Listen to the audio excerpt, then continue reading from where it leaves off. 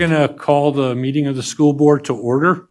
It's Tuesday, June 8th, and we're back in the Robert Kroll boardroom, so welcome to the school board meeting. Thanks for attending. We're going to start out with adoption of the agenda as submitted. However, I want to make a quick comment that we had a request to move item, whoops, sorry. Let me find it. Here we go. Item 7, presentation of the Holiday with the Hero program in Carson City School District, which is a for discussion only item. We were asked to move that in front of public comment so that if we have any children or students here that might want to speak, we can hear them and then they can go home if they so choose. And so anyway, this is a action item. I'll move that we accept the agenda as proposed, moving item 7 before public comment. Second. We have a motion and a second. Any board discussion? Seeing none, any public comment from the audience on this agenda item? Seeing none? Sorry? It's all in. We're just moving, we're just flip-flopping 2 items. Any emails? No, Mr. Cassiopo. Okay, hearing none. All those in favor? Aye. Aye. Any opposed? Motion carries. Item 2 is the flag salute. Trustee Kareen? To the flag of the United States of America and to the republic for which it stands, one nation, under God, indivisible, with liberty and justice for all.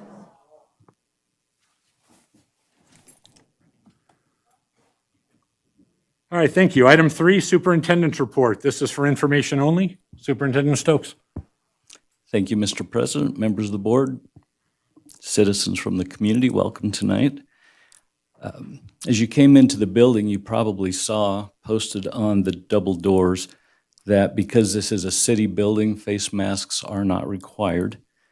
And I know that we have heretofore worn our face masks, and this is a time when if you are fully vaccinated, you have the authority, if you'd like, to not wear it. I do want to make everybody aware of the fact, though, that our summer school is starting soon, and we have hired staff, and students and families who have elected to take summer school are doing so under the idea and the concept that face masks will be required during our summer school, which takes us to the end of the school year, and that is on summer school will end on June the 30th. I also wanted to let the community know that our community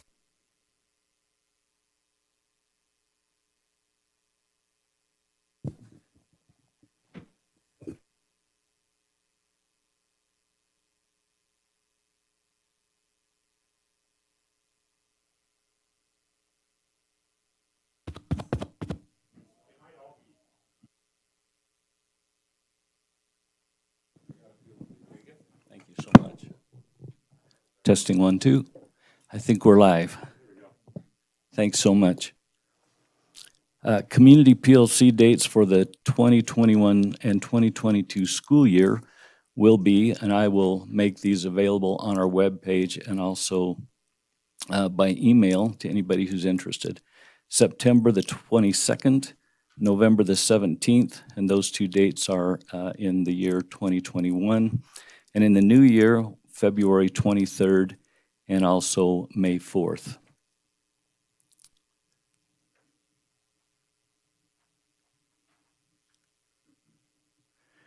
Just to continue on, knowing that we have a number of folks here that are interested in talking about curriculum within the school district, I just wanted to share some information with the folks that are here tonight.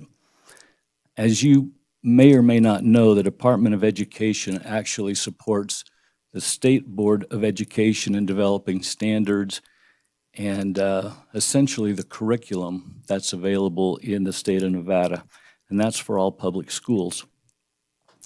Individual school districts are required to adhere to the state's academic standards. States, or districts rather, do not have the authority to change the state's standards. The State Department of Education is also responsible for identifying the textbooks approved for purchase by the districts in the state. In our district, school administrators must approve any standalone materials that are brought into the classroom. So we do have several layers of checks and balances that deal with the concept of curriculum in our schools. I want it to be known by this group and by our community as a whole that critical race theory and the 1619 Project are not approved to be taught in our social studies classrooms.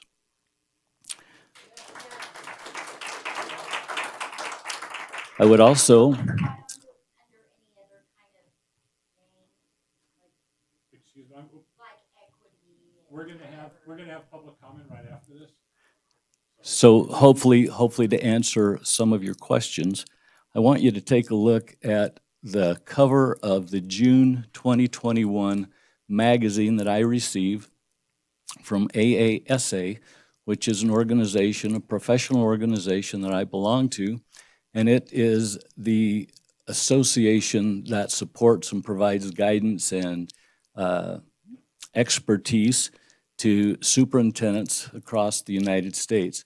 So this is the front cover. The back cover states this, and it's an advertisement essentially for the AASA's national conference. You'll notice that the name for this conference is Student-Centered, Equity-Focused Education.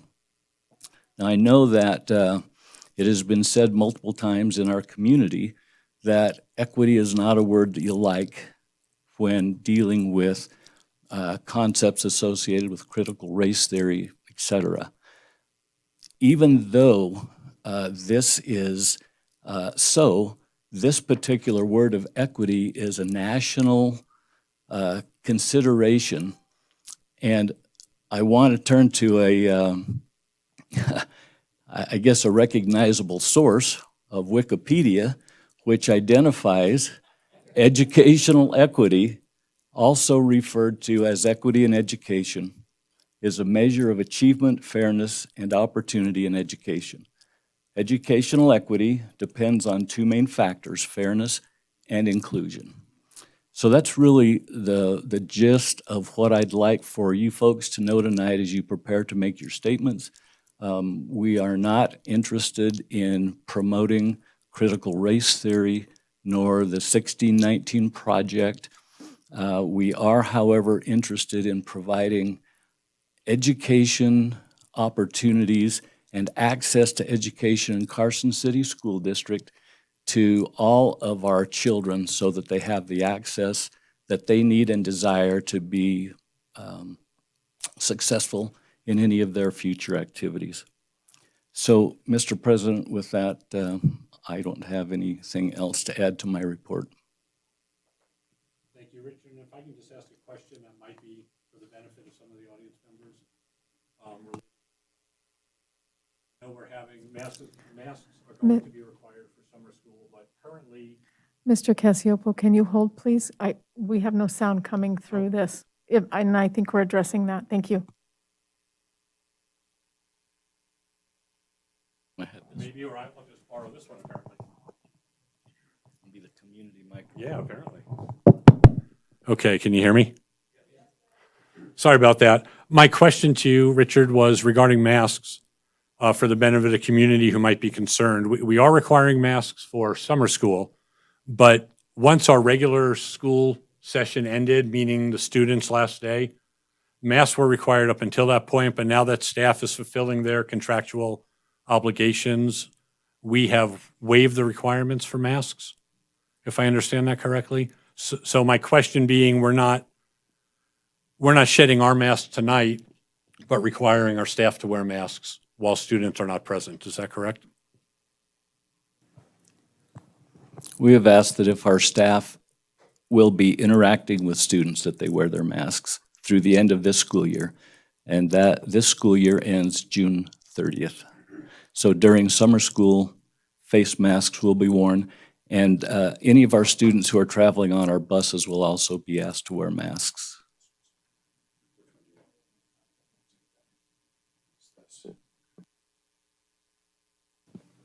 Great, thank you. Okay. Sorry, I have too many microphones in front of me. Item 4, board reports, board member comments. This is for information only. And we'll start out with report for the Nevada Association of School Boards. I don't have anything additional to report other than the ELCO training.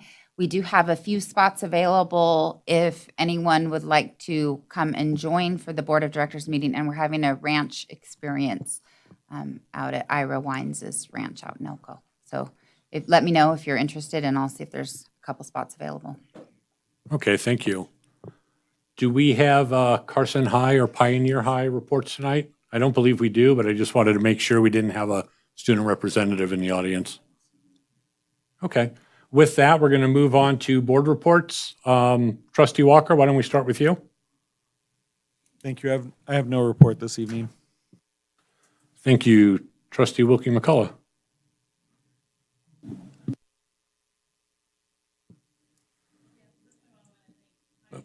Your microphone isn't working, sorry. The ones you gave us? Yes. Okay. These don't have any strings either. That's nice. Like to thank Pioneer High for their graduation. They changed it within 4 days because of the heat and had it inside, and it was just a great attended by families and friends, and it was really a very exciting event. It was really nice after the year we've had to see the kind of perseverance that a lot of these students and families had. Also, I was involved in federal relief funds feedback for NDEA put on by the Family Engagement Council. So we got to talk about what we'd like to see NDE do with some of the funds that they're getting and where we'd like to see them. It was a really good discussion. We had people from Washoe, Clark, Lyon, Douglas, all over the place. So it was a really good discussion. And that finalizes my report. Thank you. Trustee Kareen. Yeah, I just have, I guess, something from Carson High School band announcement. I just wanted to thank Nick Jocks, the Carson High School band director, for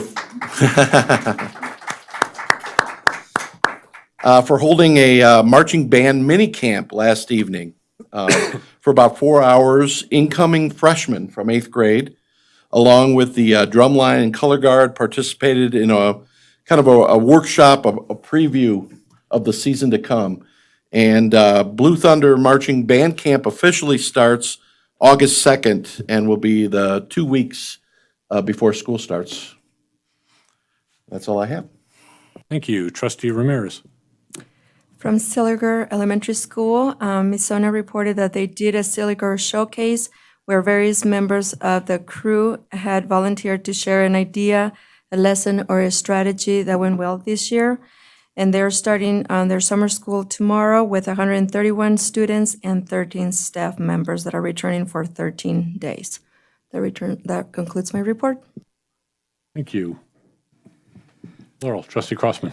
I would just like to thank Principal Chambers and all the staff at Carson High for all the work they did to put on the graduation on Saturday. It was a great event. It was a little warm, but I'll take that over freezing. Thank you. Trustee Varner. Yeah, I really have no report tonight, but just to follow up on what Laurel said is I thought the graduation went very well. I want to congratulate everybody who graduated again. I think everybody was well behaved and it was a wonderful event. And I wish everybody the best and luck in the future. Thank you. And for me, I would have a report for Pioneer, but I apologize, I don't have one tonight. But I did want to apologize to Pioneer High. I had every intention of being at their graduation, but I was driving back from out of state and we got delayed. It would happen to be our 30th wedding anniversary, so I missed that. And at the same time, our dog passed away and had a pretty full plate. So I want to apologize to Pioneer. But I heard their graduation went smooth, and so congratulations to them and all their students. And I want to reiterate to Carson High School, I thought their graduation went smooth. I thought the 3 student speakers we had were fantastic. If anybody was in attendance, they were energetic, excited, and very well-spoken students. So congratulations to all our students, all our seniors who graduated, we wish them nothing but the best and hope for great success in whatever they endeavor. That completes my report. Association reports, item 5. Do we have any association reports tonight? We don't happen to have anybody?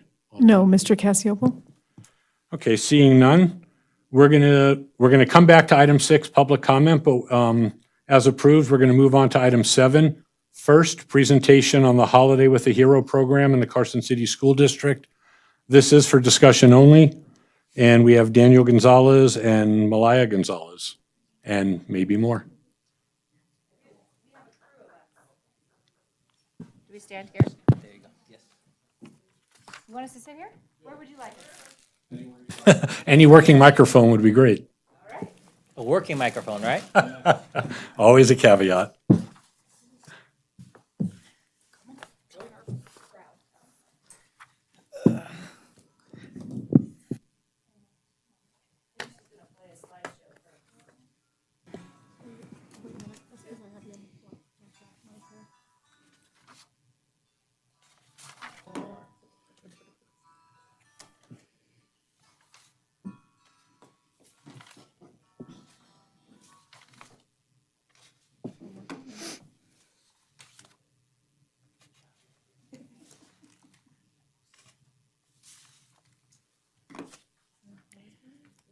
You're all right. You're doing a great job.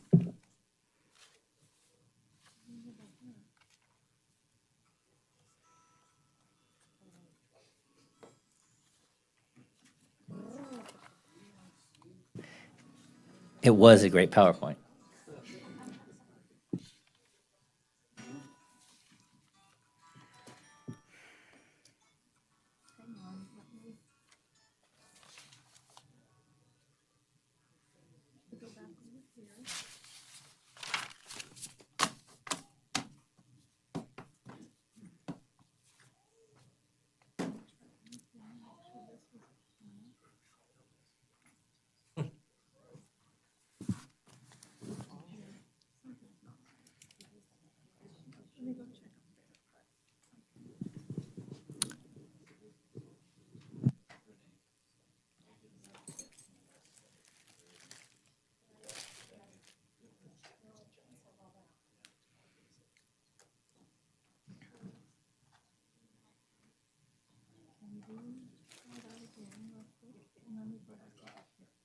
Sure.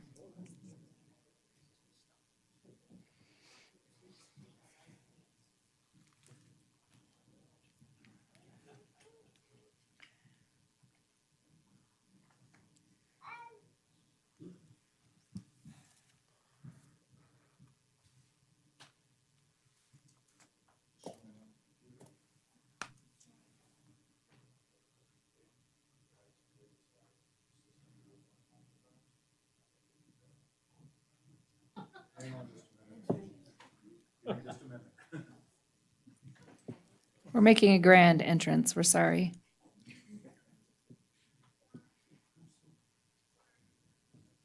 We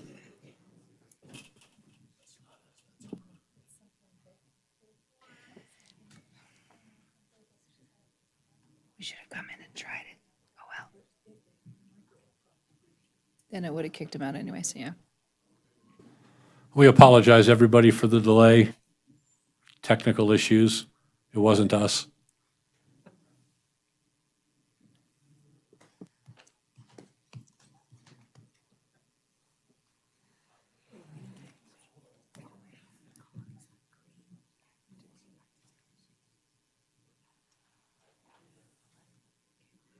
Oh, you did? It's a pretty good letter. It's okay. We can go without it if we have to.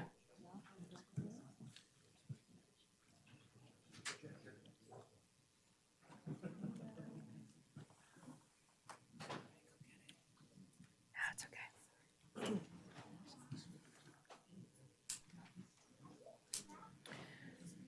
We can go without it if we have to. See what they want to do.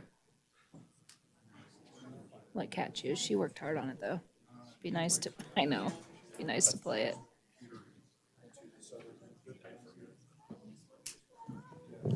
Test, 1, 2. This works. I don't know if.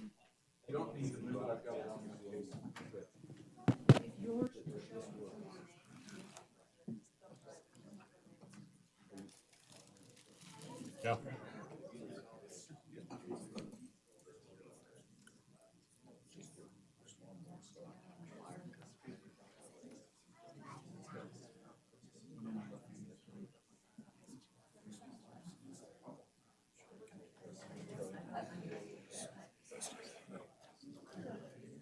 Help him, maybe.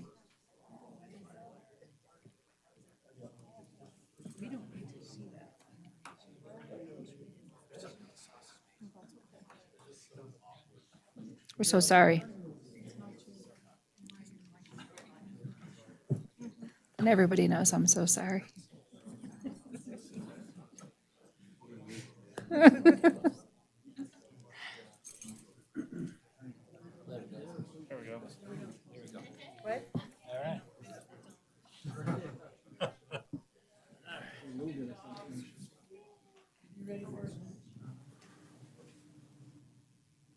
As soon as Renee gets back, I think we're ready for you.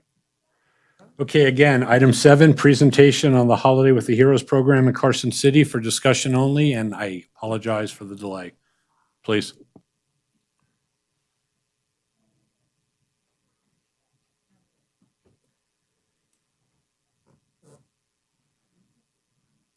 There was music. It was. It was good music. Go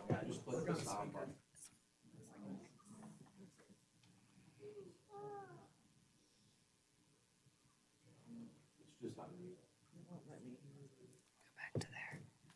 Yeah, like that. Yeah. There we go. Okay, third time's a charm.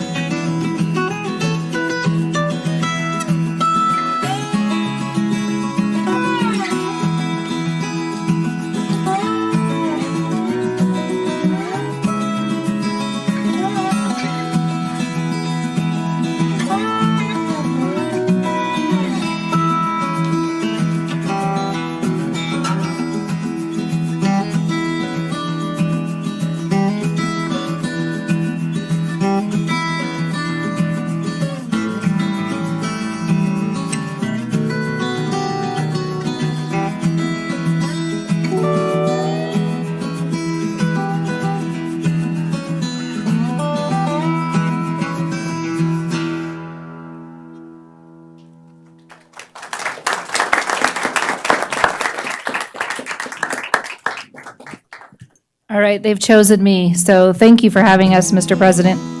Ooh. Mr. President, fellow trustees, and Mr. Stokes, sincerely thank you for having us here tonight. We wanted to take a brief opportunity to talk to you about Holiday with a Hero. Most people are familiar with us, being in the community for as long as we have, but we're growing and we want to continue to grow, and we have some new goals that we wanted to let everybody know about. So first off, my name is Malaya Gonzalez. I'm the spokesperson. I'm not actually on the board. It's recommended that Daniel Gonzalez is on the board and that we're not doing that together. So your board members are Daniel Gonzalez. He works at the Carson City Sheriff's Department. You've got Jessica Bogan. She works at Juvenile Services. You've got Kat Allison. She is a retired photographer, and we have just kept her, and we're never going to let her go. Jason Dannon, he works at the Fire Department in Emergency Management. And we're missing one board member tonight, Terry Vance. She works over at Silver State Industries. So that's our board for Holiday with a Hero. I have some notes so that I tried to stay on track because I know this is a limited amount of time. Like I said, we're growing and growing. We started in 2004. That was the first year that we came together and had an idea. Myself, I worked in Reno at the time as a law enforcement officer, and I participated in their program. And at that time, we said, let's launch something in Carson City. In 2005 was the first year that we took kids shopping. At that time, we've got notes way back when, only thanks to Kat Allison. We served 50 students in 2005. Currently, we're serving approximately 300 students every year. Our goal is to spend $100 on each student. We've been able to achieve that. Even last year through the pandemic, we were able to achieve that goal. It was difficult and challenging, and we were still able to meet our goal of doing that. Like the slideshow said, we have served $294,000 worth of services into the Carson City School District. We have a couple of fundraisers that we do. Our holiday crawl is always held on the first Saturday of December. We've kind of branded that time. It follows the tree lighting, and it seems to be the kickoff for the holiday season. So our crawl is always going to be held on the second or the first Saturday in December. It's downtown. We sell tickets for that. We also have a raffle for that. That's what brings in the majority of our fundraising money. In addition, we have an event called Feast with a Hero. We're able to partner with Slot World and Bodine's, and your families can come and eat for the day, and the proceeds from the eating in both of those restaurants get turned over to Holiday with the Hero. We make sure that the heroes are there to interact with the children and the families and serve them their actual meals. And the rest of the donations come from the community. They come from businesses. They come from you reaching into your pocket and handing me $2. And sincerely, I've always said, if everybody pitches in $1, we can continue to fund this program and keep it going. Let me see what else there is here on these notes. So some of the growing that we've been able to do, the Elks Lodge partnership this year, and they were able to help support buying the shoes in the spring through the McKinney-Vento program, and the Elks Lodge supported us in doing that and actually funded that program, and I believe that they're going to continue to do that. The Nevada Day store, they just had a golf tournament, and they wanted to partner with us. They were able to raise some funds that they turned over to Holiday with a Hero, $2,800. Which was really helpful. In addition, they were able to have everybody that participated in the golf tournament, they brought a pair of socks. And we had 1,500 socks be given to Peggy and her program over at the McKinney-Vento program. So we were grateful for that, and they're going to continue to make that an annual event as well. So these are some of the ways in which we keep growing and doing new things. I want to say that the next part will probably be hard. I wanted to come before you all prior to Peggy Sweetland's retirement and her announcement of that. We were headed for the school board regardless because we were here to recognize her mostly. We wanted to let you know about Holiday with the Hero, but we were here to recognize her, and then she announced her retirement. So I'm so grateful that we were coming here regardless. Sincerely, Peggy has been working alongside us faithfully for a very long time. We know that whoever is responsible for hiring her and replacing her, you've got incredibly big shoes to fill. We can't do this by ourselves. We cannot do this without the school board. We cannot do this without the teachers. We cannot do this without Mr. Stokes. We cannot do this without the principals. We know that what we're asking you to do is a lot. We know that we return the children in a terrible condition. We know that. They come back probably unwilling to learn, and they have had a fun-filled day, and they are probably too excited to get anything done. We know that without Peggy and Jenna working in their office and helping us gather these children, fill out permission slips, do all the work that they do on their end, we can't keep this program going. And we know without the community participating with us, fundraising with us, helping us, that we cannot keep this program going. So We can't do it alone. There's a very few of us that do it year after year, but the whole community supports us in doing that. And without Peggy's help, we would not be successful. So if anybody had any questions about Holiday with the Hero, I want to answer them. I want to tell you that we have a website, Holiday with the Hero. Please go to our website. It gives you a fair amount of information about us. We have a Facebook page. If you like our Facebook page, that will help you follow all of our information. And any way that we can continue to get the word out there. The most exciting thing that we're going to do is we've partnered with a donor and we've got some money to launch a scholarship. And our next goal is to continue to support kids that have participated in this program through a scholarship. We're going to make that successful in 2022. Our goal would be to serve kids to help them with college, anybody who's been in our program, and then obviously anybody who's interested in doing the work that we do. Lastly, I would leave you with Holiday with the Hero was started a long time ago. We have 3 primary goals. Our first goal was to repair the relationship between some of these children and some of their families and law enforcement. That's our first goal. Our second goal is to meet some items of need. If there's anything we can get the kids that they actually need, that's what we want to achieve. And my third goal, or not my third goal, but definitely my husband's third goal always is that every kid deserves Christmas. And he believes that, and he wants that to happen. So when we pull these kids out of the classroom, we send them to Walmart, we spend that $100, we get their items of need, we buy stuff for fun, we then wrap all of their gifts, we bag all of their stuff, we tag it all, the fire department loads it onto big giant trucks, we get it back to the schools, the school counselors help us get it to the kids. I mean, it's a huge undertaking, but it's worth every minute of everything that we do. I can tell you on the slideshow, almost every single kid on there, I can remember their face. I can tell you a story that would bring you to tears. I promise you that. And it's the favorite day of my year, every year. And I can say that for the entire board. Every time that we have the opportunity to participate in this program year after year, we love it.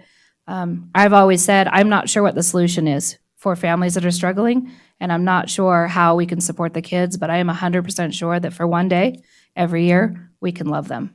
And I believe that. And so we're going to keep doing that. Okay? So without further ado, we've got some flowers for Peggy. Where is Peggy? She's going to hide from us. I know she is.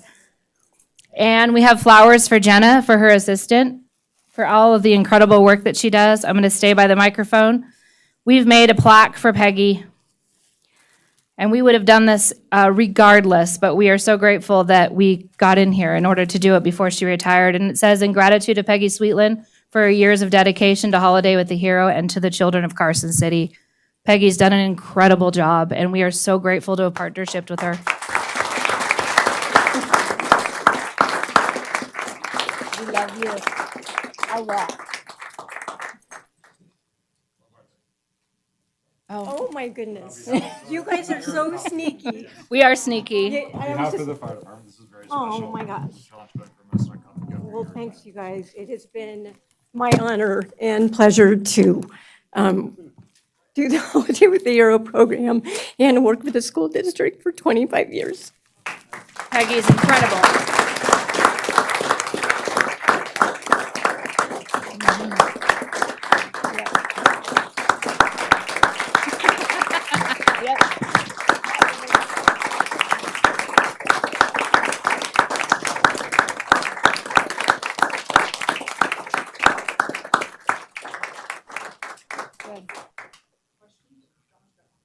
Yes, sir. If anyone would like to donate and send a check, is there an address? There is. So our website will give you that information, but just to give it to you right now, our bank account is at Bank of the West, which is on North Carson, on the west side of the street. Our bank account is Holiday with a Hero, so anytime donations can be dropped off there. Okay. If you go directly to our website, we have a Venmo link, so you can actually donate through the Venmo link right onto the website. That's another way that you can. The Carson City Sheriff's Office, as well as the Carson City Fire Department, you can drop off checks with them anytime. Make sure that all checks are written to Holiday with a Hero. If your donation needs a letter, we're happy to give you a letter. We are a 501c, so any donations you can use for tax purposes if you need to do that as well. Okay, you can find me. I'll give you my phone number, my email, however you want me to collect your money, I will come for it. I promise you that. Well, thank you, and thank you for what you do for the community. We We're appreciate it. we're so grateful to be able to do it. Sincerely, thank you. Do we have any other board questions or anything for the group? Richard? I just want to thank you for your work you do also. I think it's very important. The kids are our future, and some of the kids really need the extra help, so thank you. But also like to take the opportunity, a board meeting ago, we were going to honor the retirees, and we weren't able to catch everybody, so I'd just like to congratulate Peggy for your retirement and to thank you very much for the 25 years that you spent and the dedication that you've shown to the district. And I'm sorry that we didn't get to do that last board meeting, but thank you. And thank you guys again. Appreciate it. Thank you.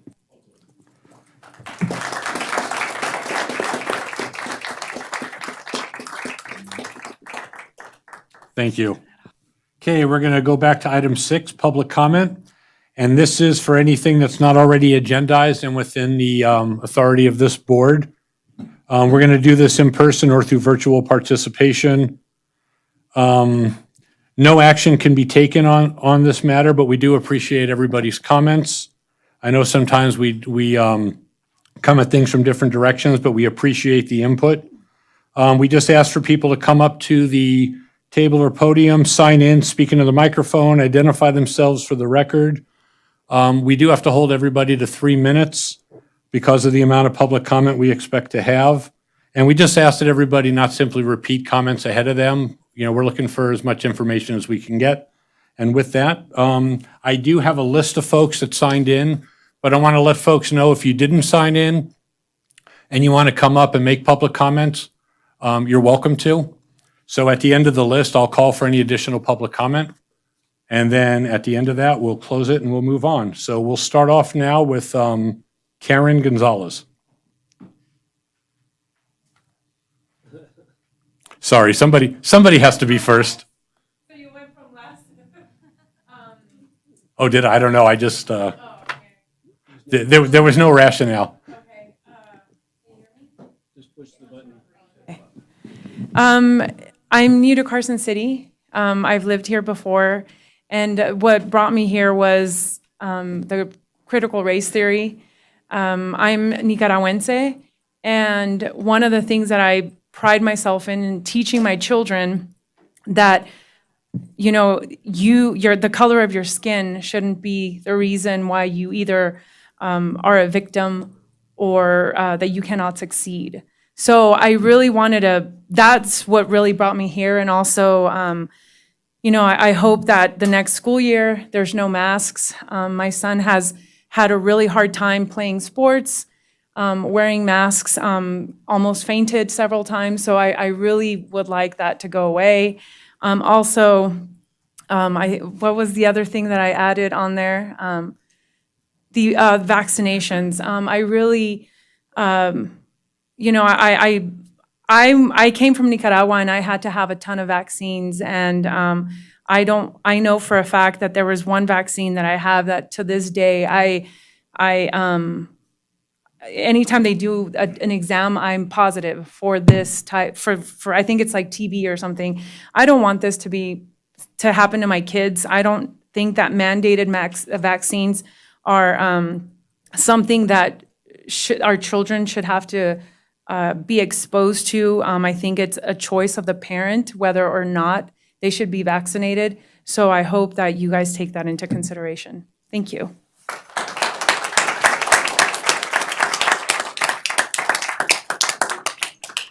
Thank you, Karen. Next, we have Miles Humphreys.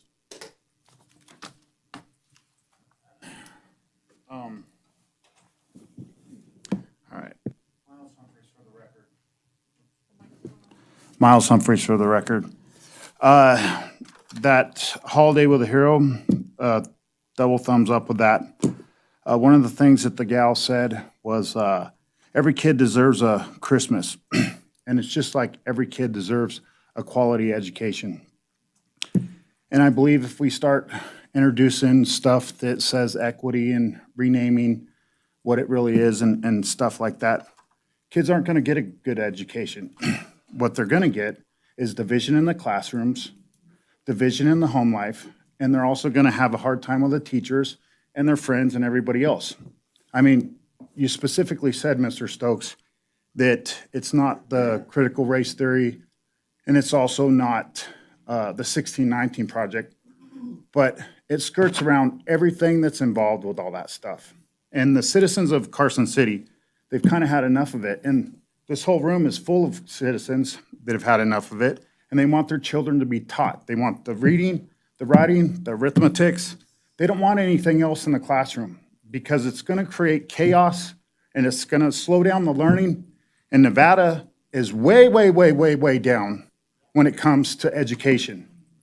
And if you want to be a part of that and do that and bring equity, which is really race, the people who are bringing that and supporting that, that would make them racist because by definition, supporting race and bringing up the word race, that makes you a racist. So that would qualify each and every one of you that put that curriculum forth to our kids. And I think it's totally not okay. So the people of Carson City, there's a lot of rumors out there. And what are you going to do when all these people, they know who you are, they know where you live, they know your public record, and what are you going to do when they protest outside of your house? I don't believe in that wokeism, but the stuff that we're trying to push in the classrooms is part of the wokeism. And people are going to protest against it, and it's not good. I personally won't be involved in it, but there's a lot of rumors out there that people are going to come outside and protest you guys personally because they don't need it, they don't want it, and rightfully so. So let's do our part as a board and fight it and show the utmost leadership to where we don't bring nonsense into the schools for the children, for the teachers, for anybody involved in education. And I could go, oh, and one last thing with the mask. Just as quickly as you said, put the mask on, you could take them off. Why does it have to be summer school that, what, they're going to be punished, the summer school kids, by wearing a mask? So 3 minutes. that's all I have. It's frustrating on behalf of the Thank you. Carson City citizen, and the people have had enough. Thank you.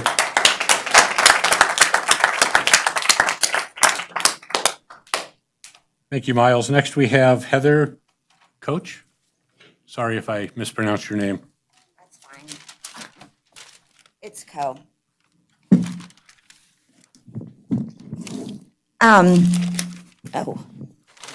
I have a son in high school. I have 2 grandkids that are going to be starting school for the first time this fall. They will be ripped out, and I will be protesting whatever it takes if there is need of this critical race there, or how you want to dress it up.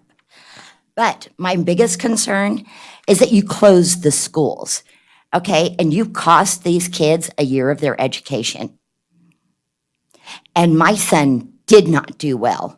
He was in Solutions. He was doing amazing. And you took that away from him, even though Robert Redfield of the CDC said that schools should have never been closed at all. These kids aren't spreading this at all. There's no reason to mask these kids up when they're not wearing them, when they're not at school. So they do not do the job. There's proof of that. And the other thing is, I will not be vaccinating my children, and my grandchildren will never be vaccinated, okay? For one thing, children don't get this, and it's very rare when they do. So why in the world would you inject something that no one, not even a year has gone by to see what kind of side effects there could be? So why would you impose this on any child? Because you would be responsible for them dying or any side effects or anything that went wrong if this is the case. There is not an excuse in the world to vaccinate children. And you do not know what can happen years down the road. And the other thing is, I agree with everything the last person said. I'm not kidding. This is the most racist thing, and like I said, I don't care what words you use to dress it up. It is evil, and it is what Hitler did. So that would make every one of you complicit in being the most horrifying, divisive racist ever.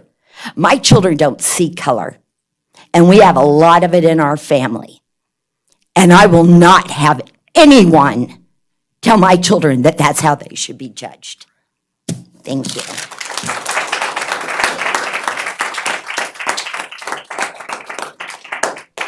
Mrs. Coe, Thank for you, the Heather. record, the school district is not asking anybody to be vaccinated. There's nothing that has ever been published or stated by any of our officials that says we're demanding or requiring vaccinations. Going on and on at state agencies, they want to vaccinate everyone.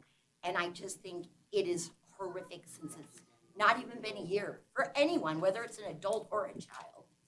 I understand, but the school district is not requiring that. Make sure there are never. Okay, we're going to move on to the next public comment. Thank you for your comment. Next is it Jenny Cole?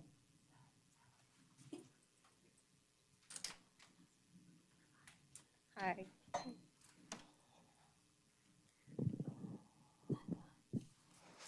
Thank you very much for the opportunity to speak tonight.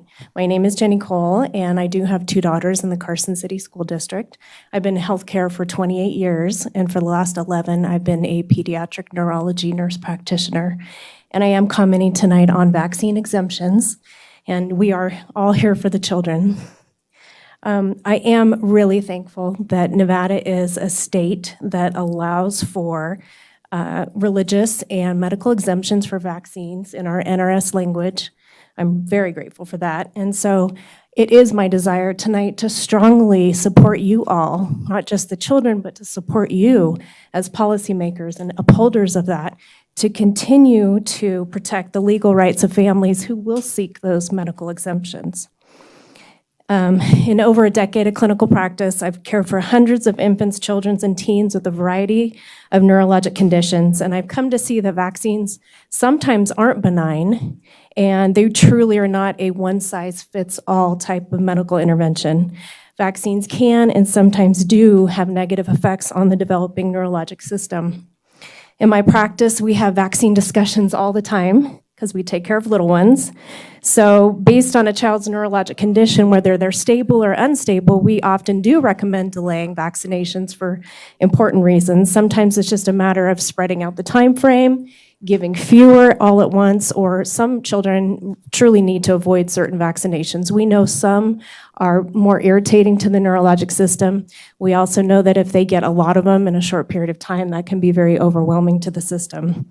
I do just want to say that I truly am not anti-vax. I have raised 3 children. They've all received their school vaccinations. I myself have had a lot of extra vaccinations over the years just based on what I do. But I'm here to say that vaccine administration does require very careful consideration because they're not without risk of harm or injury. For example, even my well-controlled epileptic patients often have breakthrough seizures when they receive immunizations. Just in the last few weeks, I've had several families call to report that their very well-controlled teenagers have had breakthrough seizures when they got COVID-19 injections.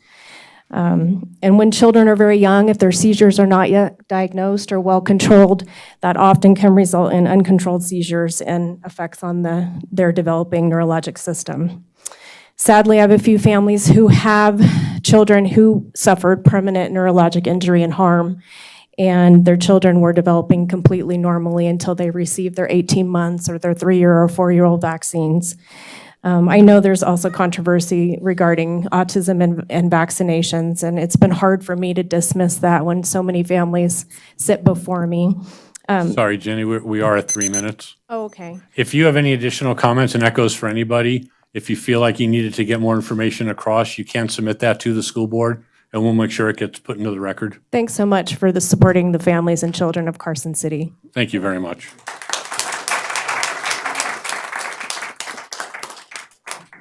Laurel, if you wouldn't mind, I hate surprising people that, that your 3 minutes are up. If you can give them like a kind of 1 minute left, if you don't mind. You can actually put the timer up so they can see it.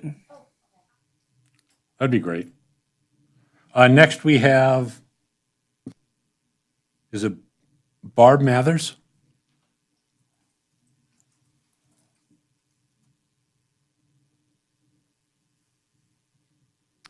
Barb Mathers, yes, you got that right for the record. First, I would like to know if any of you watched the video that I submitted at the previous school board meeting. Raise of hands. By Lee Dundas. You watched the video that I submitted? Awesome. Are you still pro forcing masks on children after watching that?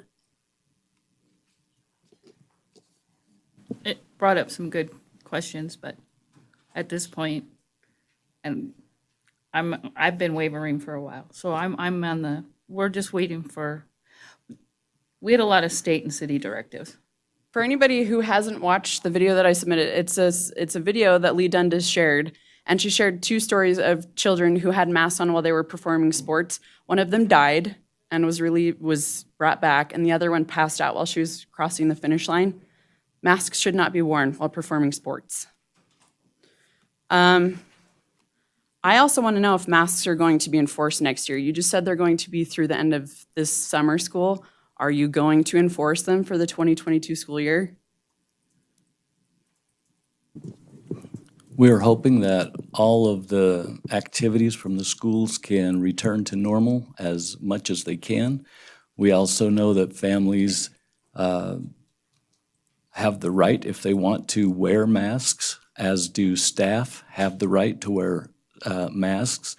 But we'll be discussing that topic in the next several board meetings. We are required to submit a plan to the state of Nevada for a reopening plan, which we intend to use many of the benefits that we learned this year from our building operations, from sanitizing to exchanging air. Okay, I'm just going to cut you off because I only have a minute left. Long answer is Sorry, you don't you know asked yet. me. I'm sorry, but I only have a minute left. I really wanted to read a quote from President Casiopa. This was in regards to our previous school board meeting. He said, "Yesterday's school board meeting public comment session comprised of some thoughtful input and some unintelligible rants. It was clear that misinformation is abundant. Yesterday was a great example of the value of an education and the need for common sense." He was referring to the parents who made comments last time. I'm not unintelligent. I'd like to know I have a college education. And a lot of the other people behind me also have a lot of education. We're not idiots. Masks are not good. They shouldn't be worn on children while they're all day. That's ridiculous. I pulled my 3rd grader out of school because I didn't want him to wear a mask. I had to homeschool him while I flipped furniture. You can see I'm covered in paint. Working full-time and homeschooling is impossible. And I really don't want to have to do it again this next year, but if you're going to force masks, I don't have a choice. He's like me. He overheats and he passes out when he doesn't get enough oxygen. Crazy idea, right? Needing oxygen. That's 3 minutes. Yeah, he went over a little Oh, bit, so I'm just going to take 30 seconds. Are we at 3 minutes? What's that? Are we at 3 minutes? Yeah. We're at 3 minutes, but we spent some time with Mr. Stokes. Yeah, sure. So I added So that time. I just wanted to question, why did you cause further division? There's already plenty of division in this topic. I really don't understand why you did that. I really don't want masks. I really want my child to be able to go to school. And I don't appreciate that kind of mentality calling us out that we're basically stupid when we actually know what we're talking about. And I don't want to have masks in the schoolroom. If people want to wear masks, that's totally up to them. But forcing it is totally wrong. That's time, Mr. President.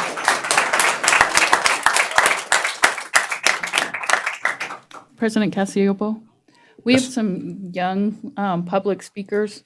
If we could just move them up now so that they don't have to wait much longer. I don't know if they're the next in line, but it's getting late and No, they're that's fine young. with me. Do we have You- minors that wish to speak? Come up and, And just a reminder, if you don't mind, would you just let us know who you are? And then just give us your name and then we're happy to hear from you. My name is Ashley Stewart.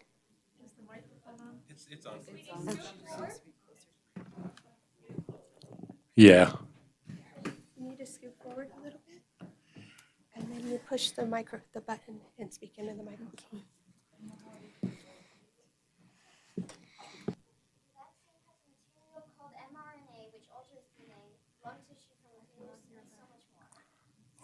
She turned it off. You turned it off, hon. Oh, Push sorry, it can we get the it's okay, microphone just closer push it to her? again. And it should And be then when it's green at the green, you bottom. can just talk. You don't have to hold it. Okay, you don't have to hold it? No. Yeah. Okay, talk into it, say hello. Hello? Okay, there you go. Hello? Oh.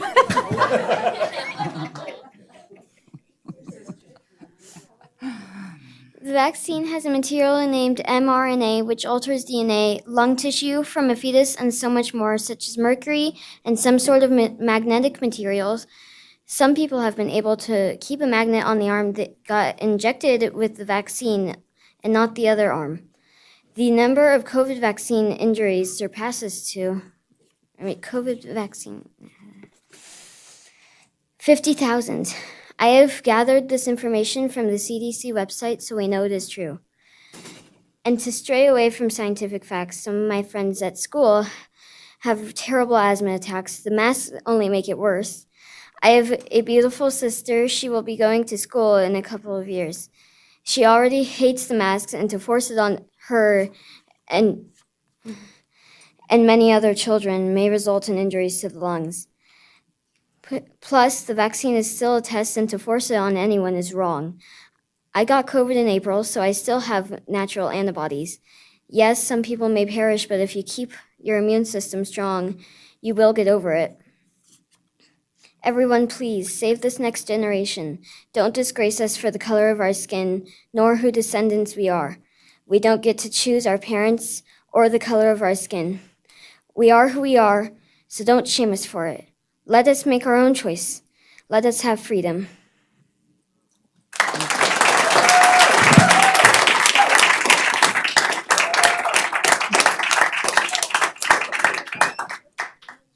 Ashley, thank you very much.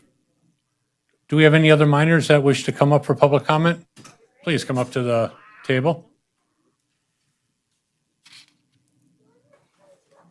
Hi, my name is Jessica Gonzalez, and I'm actually new here. I just moved. I'm daughter of Karen Gonzalez. I'm going to be going to this new school, and having this whole race thing that would have been going on. I think about the other kids a lot, so it's like having friends that have different skin colors, and then having to say that they're the oppressor or they're the oppressed. That doesn't feel good for any of us. So I wanted you to get my age kind of point of view to where we'd have to go against our friends, we'd have to go against our teachers, we'd have to go against some of our family members. So you don't understand how painful that would be for some of us. So I'd like you to take that into consideration. And also the masks. It's really frustrating too, and not being able to go to school and then having to go to school or be forced to take a vaccine, or next year if you do have to enforce masks, and then seeing these kids who got the vaccine but then having suffering from the vaccine or having suffering from masks, we have to choose which way we go and suffer. We shouldn't have to suffer. We should be able to go to school and learn and make friends and have our teenage years be the best time of our lives. This is not the best time of our lives right now. When I was in California, when I was going to school there, my grades dropped from A's and B's to F's because I couldn't go to school and ask for extra help. I lost almost all of my friends. So having to wear masks or vaccines or having to be pulled out of school because we can't make a decision, that's not fair. So take that into consideration, because none of us should suffer for it, and we should all be able to graduate the same way, not based on our skin color or health conditions. So please take that into consideration. Thank you.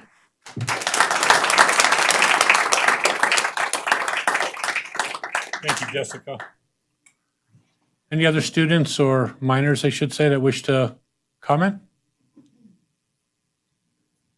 Seeing none. Thank you. Let's see. Oh, Ashley, you were on here anyway, so thank you. Karen Stevens?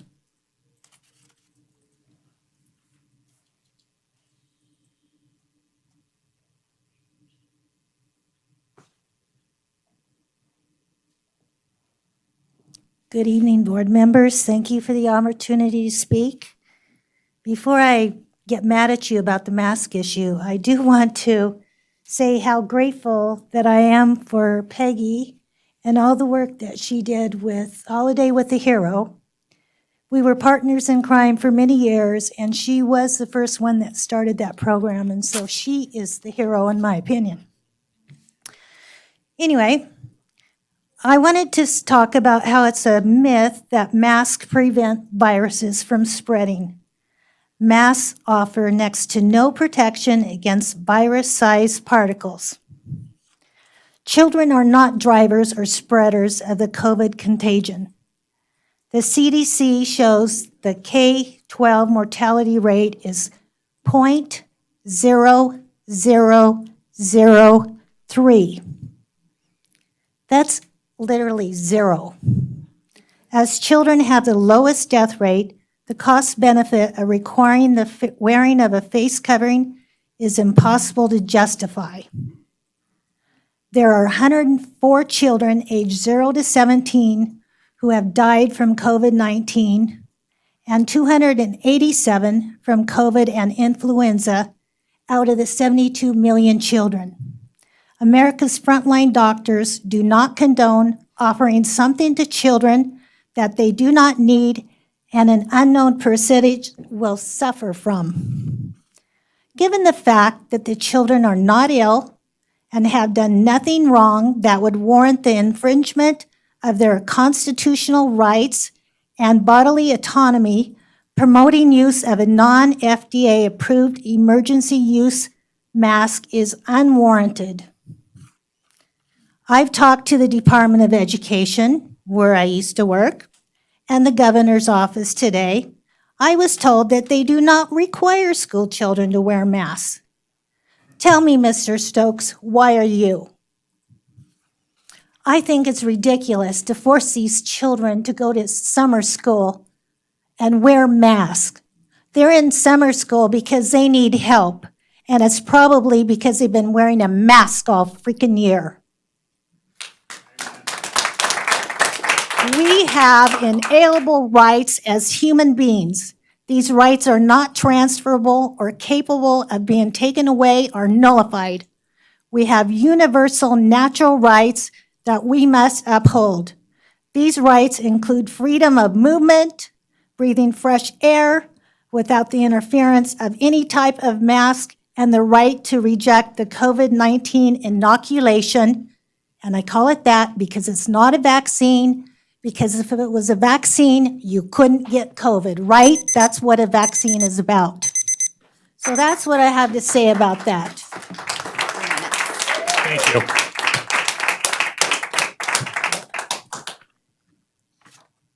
Thank you, Karen. Next, we have Mary Perkins.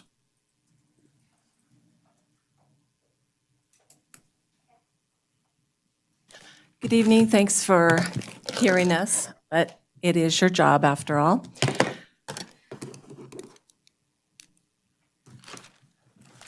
We the people consistently make the gross mistake of believing that those who hold positions such as yours are the higher ups, as if you are more qualified or more educated or smarter than the rest of us. And I am going to work hard to obliterate this perception. And just to add, Mr. Casiopo's comments and making fun of us speaks to that elitism. As I looked at each of you coming in here wearing those ridiculous masks, then taking them off at some part of it, then you're sitting in these silly little cubicles, and yet you passed around microphones.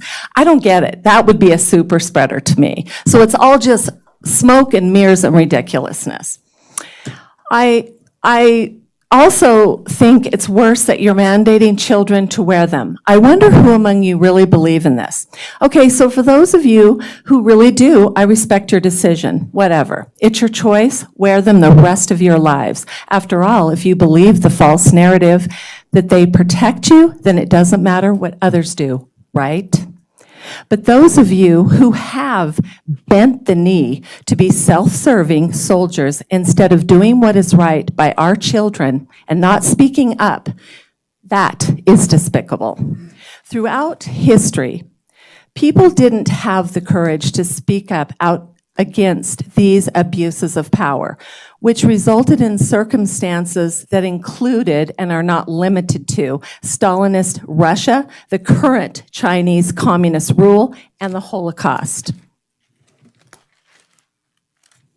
Many who didn't have this courage became complicit participants. This mandate is a crime against humanity. It is unconstitutional. No one ever talks about the United States Constitution. And it is unenforceable, frankly. People need to just stop doing it. There's no one to enforce it. And it must stop. This was no better illustrated than at the Carson High School graduation last Saturday. If you attended, you saw for yourself what 99% of we the people thought of your mask rule. Finally, you should remember you serve on this board at the pleasure of the voters. And some of us, we the people, are awake and coming for your jobs. Thank you and good luck.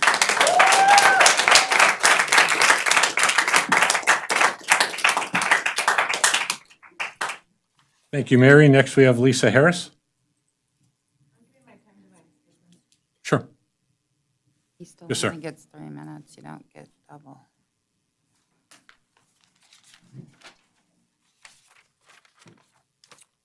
First thing I'd like to say is Wikipedia is editable, so that's not a legitimate source. That was the first thing I learned in college. I can't tell if the microphone's on. I apologize. It says green. I don't know. But did you hear me? Okay. Okay. I'm Robert Harris. My wife, Lisa Harris, has allowed me to use her time tonight, so thank you for allowing me your time. I wanted to say thank you to community members who care enough about their community to actually show up to a school board meeting. Over the last 2 meetings, we have seen parents who homeschool their children, community members from adjacent counties, and everyone else who cares enough about their community to speak up if they see our children being taught un-American ideology. It takes a lot of courage to get up and speak publicly. After reading the newspaper coverage after the May 27th board meeting, I want to make it clear that I have no misunderstanding of the word equity based on anything from Christopher Rufo. I found a clear definition of equity on the greatschools.org website. Most parents will never attend a school board meeting, and I was one of these parents until a trigger word lit a fuse under me. That trigger word is equity. Mr. Stokes, can you please respond with a verbal yes or no to the next question out of respect for any visually impaired who are following along? I was unable to locate an equity statement on the school district website. Perhaps it's user error. Does the district currently have an equity statement? We do not, but we are working to build one. Sooner the better. Who are the board of trustees? I cannot find them either on the website. We have a tab for board members. I must have missed board of trustees, though. Board Is of it board of trustees. trustees? Is it under staff? It's under board of trustees. Board of trustees, just plain, okay. So I assume the school district had parents and students' best interests in mind. However, upon looking at our school district equity rating on greatschools.org, I see that the district is under pressure from teachers' unions and organizations like greatschools.org to increase every school's equity rating. I am also guessing you are getting money to incentivize a higher equity score amid the entire district. According to greatschools.org, every school has an equity rating. The equity rating is designed to measure how well a school serves the academic development of disadvantaged student groups. The rating includes data on how disadvantaged students are performing based on student progress or academic progress, college readiness, and state proficiency tests, in comparison to the outcomes for all students in the state. Greatschools.org also measures performance gaps between disadvantaged students and non-disadvantaged students in a school. What's the difference between advantaged children and disadvantaged children, you ask? Greatschools.org defines disadvantaged students as students from racial, ethnic, and/or socioeconomic groups that show persistent gaps across all schools and outcomes within the state. This allows greatschools.org to understand how well the school is educating disadvantaged student groups compared to all students, and how these students are performing compared to non-disadvantaged students in each school, and that's directly from their website. Equity offers a box for you to be categorized in instead of giving each child a fair shot at equal education. Each child should already be provided additional resources if they need them. This is how you unlock unlimited potential in children. I think we can all agree children learn differently. The three most common types of learning styles are visual, hands-on, and auditory learners. It doesn't matter what your race, ethnicity, or socioeconomic group you are from. You need to cater to the child's learning style needs. Good teachers already know this. I think we need to train the teachers. Education should be tailored for every child already. The best thing a child can have is hope, and the worst is a label. Labeling someone or disproportionately allocating resources based on race will create an equal and opposite reaction. The newly created disadvantaged group will hold a grudge forever. So we are substituting one group for another group by creating divisiveness in the community. Children do not think of their friends by their race. Grown-ups are teaching them to be racist by labeling. As you all might have heard, Washoe County School District released a survey in which 83% of the respondents opposed social justice curriculum. Judging by this response of those surveyed, I don't think our community is going to be welcoming your hiring of the new Director of Equity in Curriculum and Education. The board has not been honest with us, as you have not told parents about this new Director of Equity of Curriculum and Instruction, nor about the proposed changes to the prior strategic plan. You owe the parents and community transparency on the education of children and future citizens of our community. Words matter. When you all took the Pledge of Allegiance at the start of this meeting, you all stated you pledged allegiance to our republic for which it stands. Our republic stands for the Constitution of the United States. In the Constitution, you find the 14th Amendment. The 14th Amendment has an equal protection clause for a reason, and the phrase equity is one of those reasons. We need protection from discrimination. Equity is discrimination, and all children matter. Equity is not the same as equality. Just because the government gives you money doesn't make the program legal or morally correct. I hope in your hearts tonight, you all understand that discrimination against anyone for something they have no control over is morally wrong.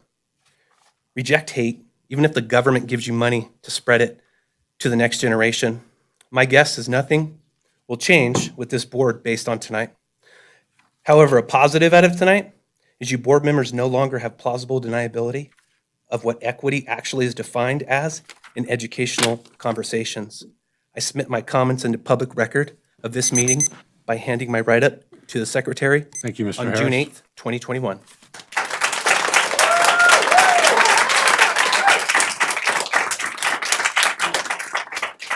I'll give it to Renee. Thank you.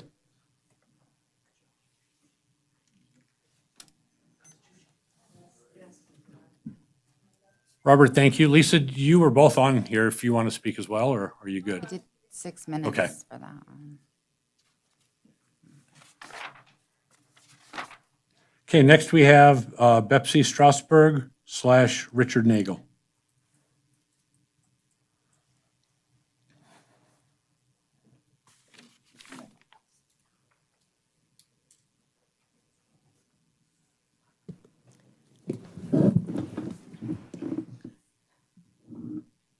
Mr.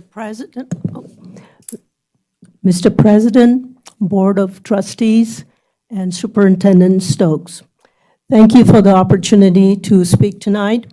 My name is Betsy Strasburg for the record, and this is Richard Nagel, who has graciously given me his 3 minutes to make these comments. I really appreciate Superintendent Stokes' comments at the beginning of the meeting. However, I was concerned looking at the title of the conference picture as well as the Wikipedia definitions. Words matter, and so if you are constructing a definition or a statement of equity for the school district, Please keep that in mind. And please do take public comment for that definition.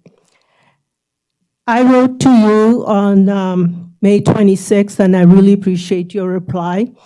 What I understood from your reply, that the Director of Equity in Curriculum and Instruction was in development prior to the objections from the community about the word equity. I wonder if the board had anticipated that reaction to the word equity, given the events around us while that position was in development. The second point I got from your letter or email, that the school district needs and uses federal funds, which is how this position was created initially. My question is, was it a specific federal fund or a general generic federal fund? The reason I ask that question is not all federal funds are favorable to us. A recent example is the excess unemployment dollars approved by the federal government. Anyone making $15 an hour or lower can make a trade-off between unemployment income and the prorated annual salary of $31,200. With this trade-off, people chose to stay at home if the unemployment income is higher. This is the guaranteed outcome. We have seen a labor shortage in our community as people made this decision, and it's killing our small businesses. Per the Nevada and the US Constitution, the state and this board can and should refuse federal funds which are detrimental to its residents. We in the community have delegated the responsibility of good governance to this body, which requires judicious use of funds which will bring no harm to any student. I reject the use of federal funds which is contrary to this objective, and so should this board and Superintendent Stokes. If federal funds are conditional on implementing any critical race theory texts or surveys, which I've seen on TV many times, related to the topic, there should be a public hearing to discuss that prior to the adoption of those funds. I request the board to do this. Irrespective of whether the federal funding, which was originally contemplated for the director position, Superintendent Stokes have stated that there was a vacant director-level position in the Educational Services Department, which was ultimately used to fill this position. That is really great news. The reason I say that means no generic or specific federal funds were used for this position, and so no federal expectations need to be met. As such, I think the board should immediately vote that this director position be retitled as the Director of Curriculum and Instruction Development. No equity in the title. This will ensure that there is community support for this director position and the important work that this director will need to do to raise our state ranking from its 48th position nationally closer to the best practices of the top 10 states. One last point, I gave specific feedback on the strategic plan goal number 2, curriculum that matters, at the last board meeting. I'm told that the next meeting on this topic is on September 22nd. How can we get ready in the interim between now and September 22nd? We are ready to meet with Mrs. Macy anytime. Thank you for your time today, and we look forward to our next meeting.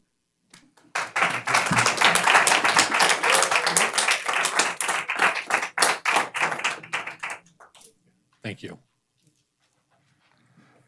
Thank you, Betsy. Thank you, Richard. Next, we have Brian Kurland. Yes,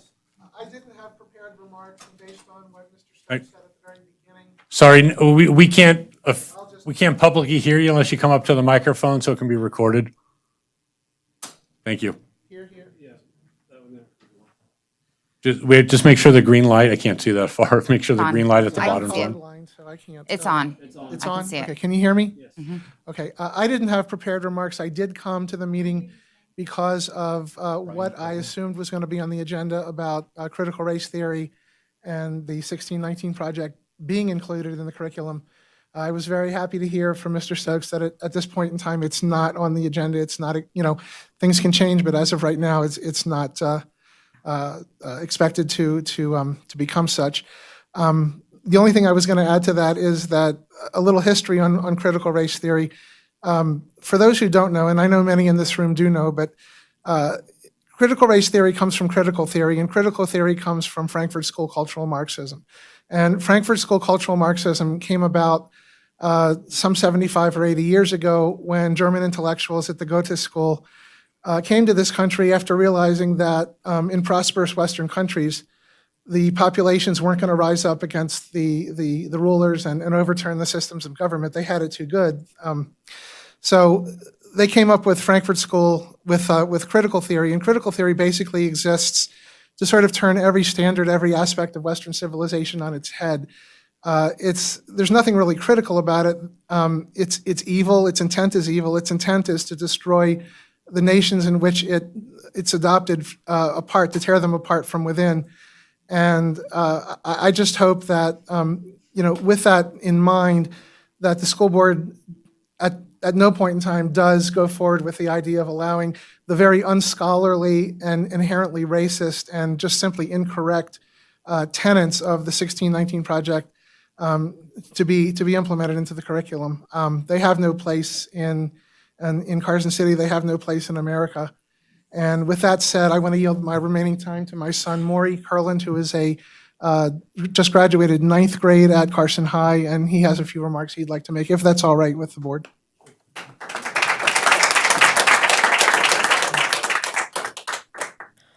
Good evening, ladies and gentlemen of the board and ladies and gentlemen of the audience, concerned parents and students. My name is Maury. I'm an honor student at Carson High School, and I just have a few things I'd like to say.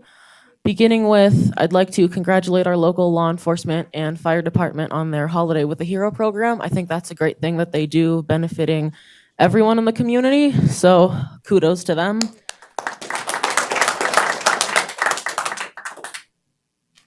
Secondly, I would just like to address the equity/critical race theory that has been put forward / suggested by various officials, local officials. Personally, and it's fact, it's destructive. I think instead of assigning various arbitrary victim groups to people based on how they look, I think we should let them forge their own path to success. I think we should leave them as just people. We're all people. I think we should be colorblind, and I think we should leave them to decide how they want to live their life without any outside influence by not assigning them a victim group. I think it's pointless. It doesn't seem to work because everywhere that policies like this are installed, it seems to breed division and anger. Secondly, I think regarding masks, there have been many instances where I have struggled to breathe, lack of oxygen. It's very difficult to breathe when you're doing exercise in PE with a mask on. It's actually kind of impossible, and I just like to make sure that I can breathe, and I think everyone else would too. I think they haven't proven effective, and as far as vaccines, it's a personal health decision that I think all officials and local staff should stay out of. I don't think it should be required, and I don't think there should be any consequences like wearing a mask for unvaccinated people, because I feel like that's a form of discrimination. Thank you for hearing my remarks. Thank you.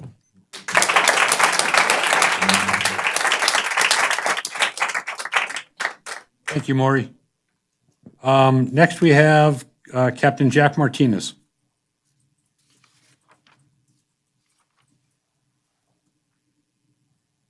Thank you, Board. My name is Captain Jack Martinez. I'm retired from the United States Navy as a senior officer, same as a full bird colonel. And I'm here to tell you that the COVID vaccine is an experiment, and it's not a vaccine. It's a gene therapy. And what we need to know is right now, as of last week, 5,165 deaths were reported of this experiment. For the age group of 12 to 17, we've had 4 deaths in 1 week. Your chances of getting COVID is, in that age group is like getting hit with lightning. It's not going to happen. But yet we've had 4 deaths across the country. We've also had 4,740 adverse responses to this experiment. We've had 40 reports of heart inflammation. 40 children from 12 to 17 have this heart problem that they never would have except for the experimental injection. And I'm here to tell you, in the Navy, we train in nuclear, biological, and chemical warfare. And we just learned last week that the spike protein that the mRNA is coded to generate in your body is deemed toxic. The spike protein is the enemy, and they're putting it in your body, and you're putting it in your children's body. And I'm here to tell you that this is what we would do if we wanted to take out our enemy. We would find a way in which to get them to willingly inject themselves with a spike protein event. And you need to understand, you must not allow this to any of our children. In fact, don't allow it to any of our population. The truth is, this is an experiment. We don't know what's going to happen. We do know the spike protein has an ADE result, meaning that antibody-dependent enhancement will occur when you're introduced to an infection, a live virus. We have the flu season coming up this fall. That's a live virus. And if you are infected and you have this particular spike protein, which you generate billions in your body by taking the experimental injection, you may find yourself in a lot of trouble. We game this stuff. At the SIGPAC fleet, which is now Compact Fleet, we game this. My wife was a Naval Prepared Liaison Officer for the whole state of Hawaii. And we game this. And what we're here to tell you is that this looks so much like one of our games. Do not allow your students, do not allow your children, Sorry, Captain Martinez, your 3 minutes are to up. be injected with this deadly poison. Thank you.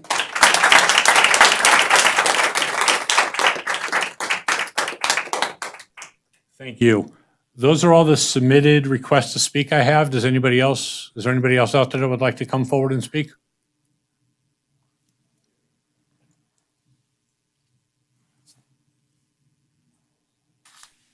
Good evening, everyone. I just want to talk about, my name is Joy Trushinsky. Hi, Joe. Hi, Joy. My comments are, like I commented last time at one of these meetings, that children have a natural immunity to COVID-19. They do not need to wear masks. On September 25th, 2020, CDC issued the survival rates for people contracting the COVID-19 virus from ages 0 to 19 as 99.987%, which means children are immune from COVID-19 and do not need to be vaccinated. According to the CDC, there is no evidence to date that children spread COVID-19. The COVID-19 vaccines, and I put that in quotes, are experimental. They are not approved by the FDA. The long-term effects of these vaccines are unknown. Thousands have died after getting the COVID-19 vaccines. Known harmful effects of these so-called vaccines are heart damage and blood clots. There is cures, hydroxychloroquine with zinc and ivermectin have been known to miraculously cure seriously ill COVID-19 patients. It has been discovered that those who have serious COVID-19 infections were deficient, extremely deficient in vitamin D. So it is important for our children to get, vitamin D, be out in the sunshine, wear no masks, and take your vitamins and eat proper, healthy foods.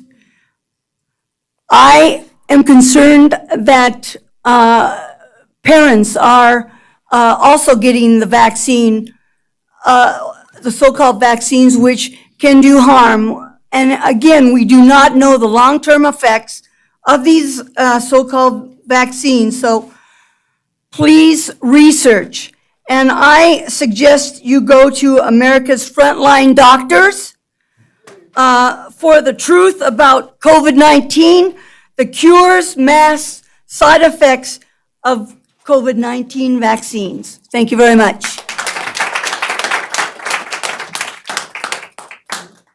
Thank you, Joy. Yes, sir. Real quick.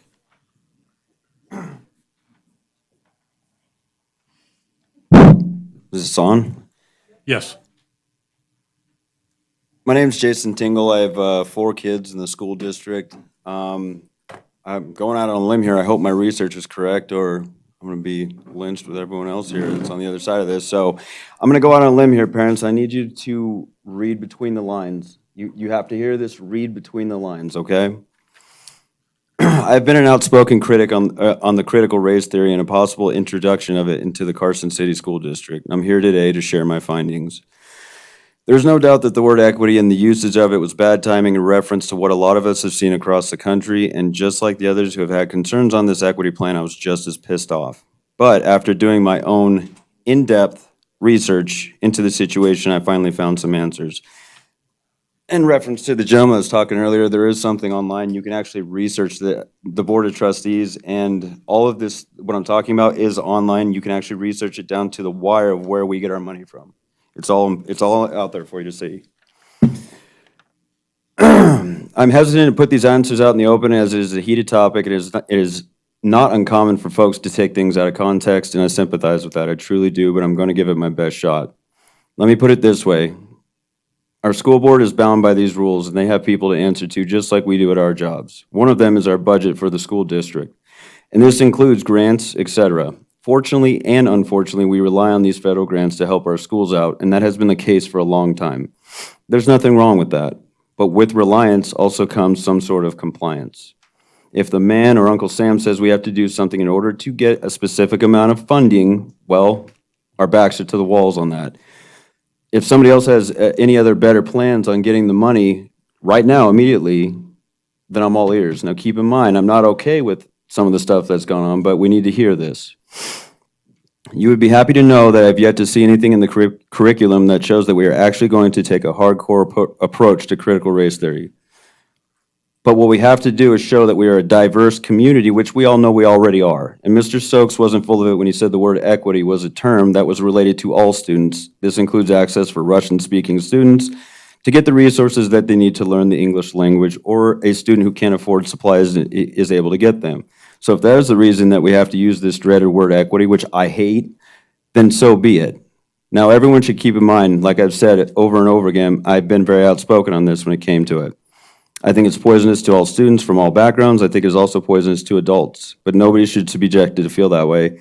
If my research is correct, then we won't be seeing any theory of that nature being taught in the Carson City School District. I'm going to stop there when it comes to my research I have, and anyone that is interested can simply just ask me, and I will go over it with them in depth. And it's not what you think it is, I promise you that. If anyone, once again, has any better ideas on where we can obtain this funding that is tied to the federal government, then I'm all ears. But until our kids come home and show us something different or tell us something different, then we should keep our faith in the school district and let them do what they were sent here to Stop you do. and let you know your 3 minutes are up. Gotcha. If you have any additional comments, Yeah, if you have any additional comments, you can submit them again for the record. fair enough. Thank you. Any additional public comment? Yes, ma'am.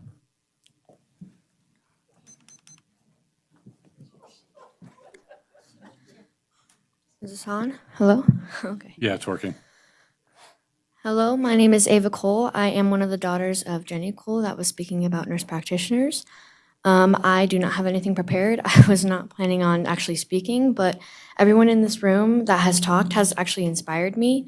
And I'm like just so touched by everything that they said. And I'm such in agreement with taking off the masks and everything. Like, I actually have asthma and breathing is already hard for me. And I love sports. I love to do everything. And it's almost like everyone around me just got asthma because they're having to wear the masks too. It's just so hard for everyone to like run and like just enjoy life if you're basically having to wear a face that's not yours. And it's so hard to hear people, and people misunderstand people, especially with wearing masks, because you can't hear half the things they say. And I was actually very glad that whenever we were able to go hybrid, but half the people I knew and half the friends, they all went on full online or on the days that I weren't. So I have to make other friends other days, and I only saw them about half the time. And it's really hard to make friends when you're only seeing half their face. And people are going to judge people either way, no matter what. And I just hope that everybody gets something out of this today. And I just want things to get better. Thank you for your time.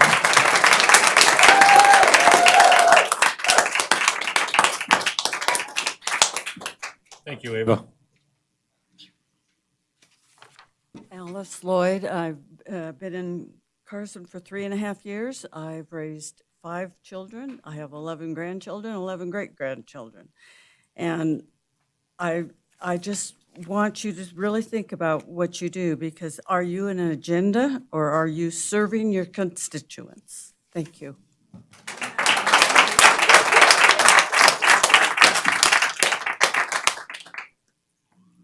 Okay, any additional public comment here in person?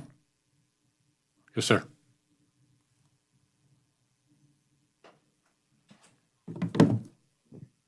My name is Adam Bland. I wasn't initially planning to speak, but thought a few things were worth saying. I think there was many, all the topics essentially tonight were worth discussing. My focus is on the critical race theory as far as what I want to address. I just want to discuss how it emphasizes distinction and differences based on race and ethnicity. That's what it is. And this, by definition, is racial prejudice. I've been taught my entire life that that is wrong, and I agree that racial prejudice is wrong. It is wrong, evil, and it is the intention of the critical race theory creators. I don't care what alternate name is used to bring this harmful division into our schools, but I say that the board must work and vote to protect against allowing such practices. I appreciate that the comment was made that so far that curriculum is not currently allowed, and there was something about all curriculum has to be approved. I'm curious as far as what's the accountability if my children, who I have 3 children in the Carson School District, if my children come home and we frequently discuss what's taught, and they're using words and ideas that are part of that. What happens? What redress do we have as parents when something is taught that is not approved? And then I just want to say that my solution for this, or what I am going to continue to work on right now, is that I'll be praying that we will all be teaching our children to love each and every one of us as image bearers of God, regardless of any other factor. So, thank you.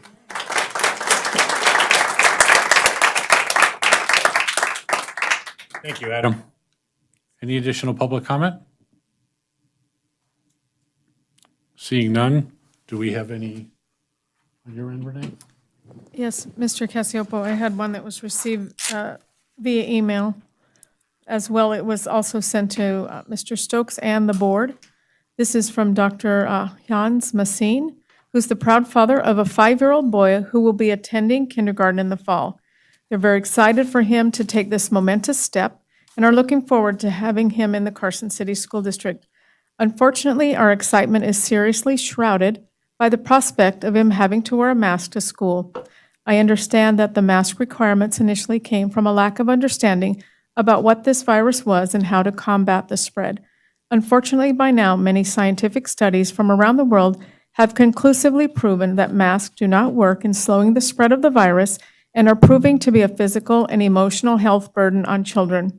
Furthermore, it has also been shown that children not only have an extremely low chance of ever getting infected, largely owing to the fact that they have 2 to 3 times the amount of natural killer cells, our body's primary viral defense mechanism, compared to adults, and it has been shown that children are not likely to be vectors of the disease.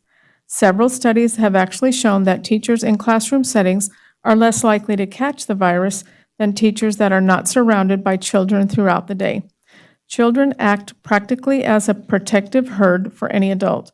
In light of these facts, and acknowledging that masks cause grave psychological harm, especially to young children, I would strongly suggest and implore that you lift the mask mandate for the 21-22 school year. Thank you.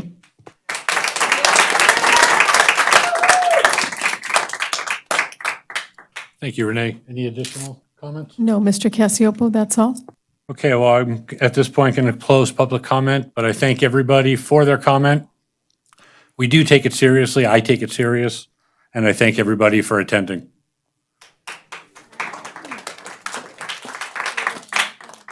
We're now going to move on to item 8, informational update and discussion on real property located at 1600 Snyder Avenue, Carson City, Nevada. This is for discussion only. Superintendent Stokes. Sir? Excuse me, sir. What do you have? You can bring it over here.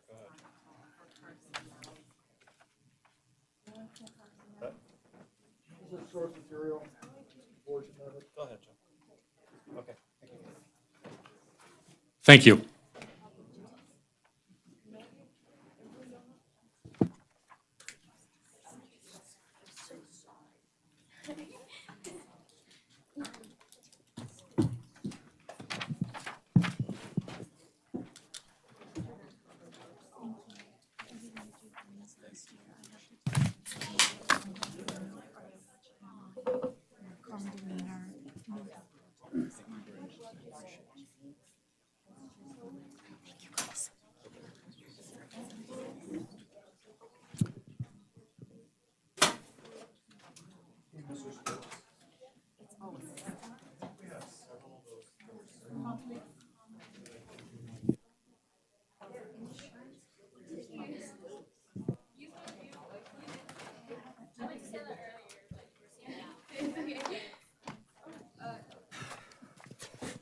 Mr. President, members of the board, thank you for this opportunity to address you.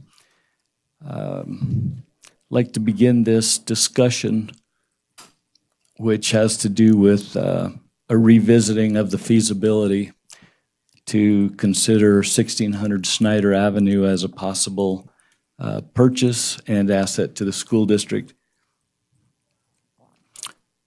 Going back to probably May of 2019, there was interest shown by administration and the board to look at this property as a potential site for a school, or at the very least, as an asset for the school district.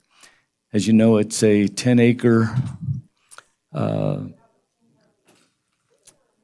piece of ground that is located on the southern part of town.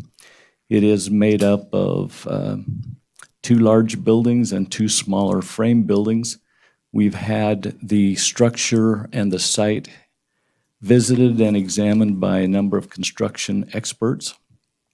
Manhard Construction, a local engineering firm, has identified the two largest buildings as being in excellent condition and the frame or classroom buildings as being in good to excellent condition.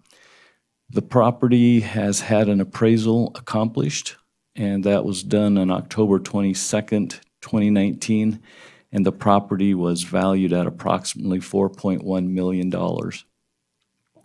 On the property, there was both a Phase 1 and a Phase 2 environmental study, which showed no significant environmental concerns.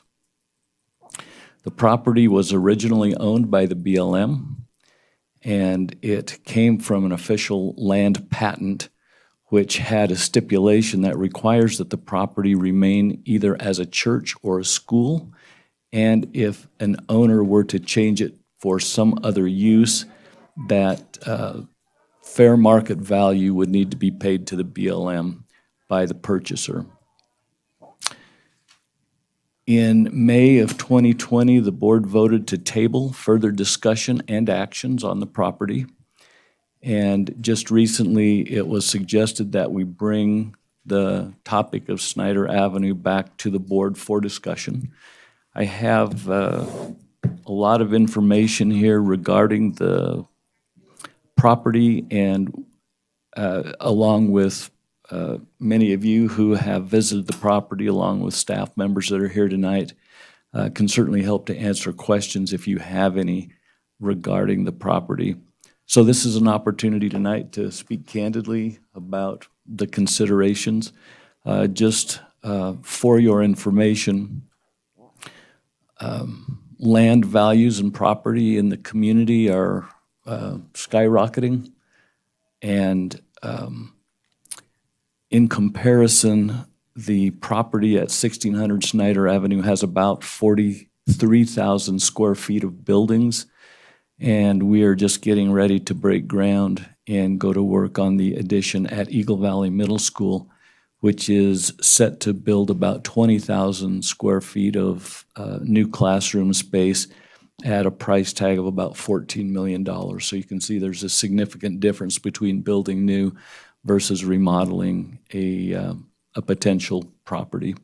So with that, Mr. President, I turn the time back over to you and the trustees to talk about this and to provide either further direction or to ask for more information be brought back at another time for more information. I did mention the appraisal that was done. I did speak with Mr. John Uhart, who was the commercial realtor that we worked with before. The property is still available. It is unknown at this time whether or not a new appraisal would be required, or at least an appraisal review and reconsideration, just given the changes that have occurred in our local real estate market. Thank you, Richard. I just want to remind everybody, this is for discussion only. We're not going to be making any decisions on this tonight.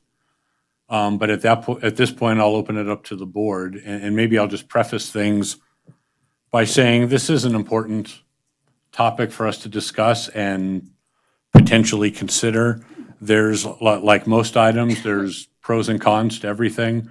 Last time we spent a series of meetings speaking about this, we discussed timing along with expense and investigative outcomes and things like that.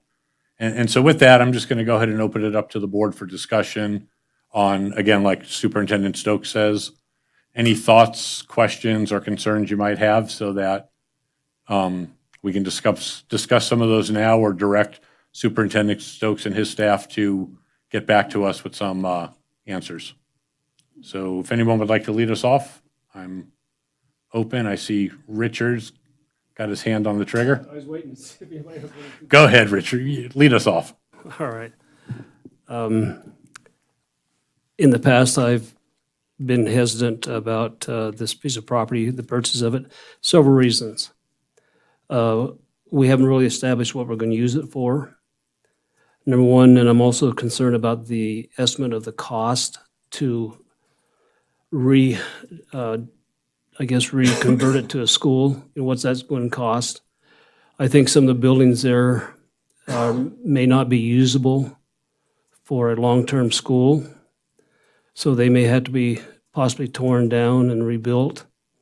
And if we're spending $14 million on the Eagle Valley property, what is it really going to cost to build a school there? And then where are we going to get the money with our budget shortfalls that we're going to be facing the next few years? Let's see. And then if we did go ahead and find the money some way to redo it into a reusable school, my other concern would be with the budgetary concerns, how are we going to staff it and pay for all the staff that we're going to need to have a functioning school there? And so those are some of my concerns that I've had all along, and I just wanted to repeat those. Okay. Thank you, Richard. Laurel, go ahead. I'll go.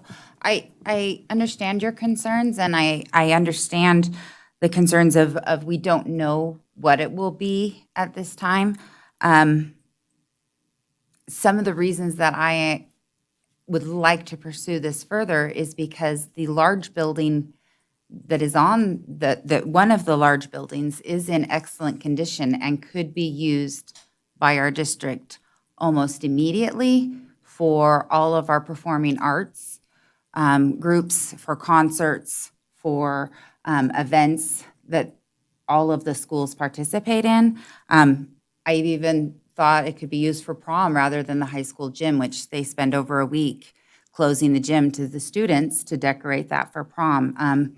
It's something that would be able to be used. So even if we didn't put a school on it for 5-10 years, it's an asset that we could use to benefit the entire district.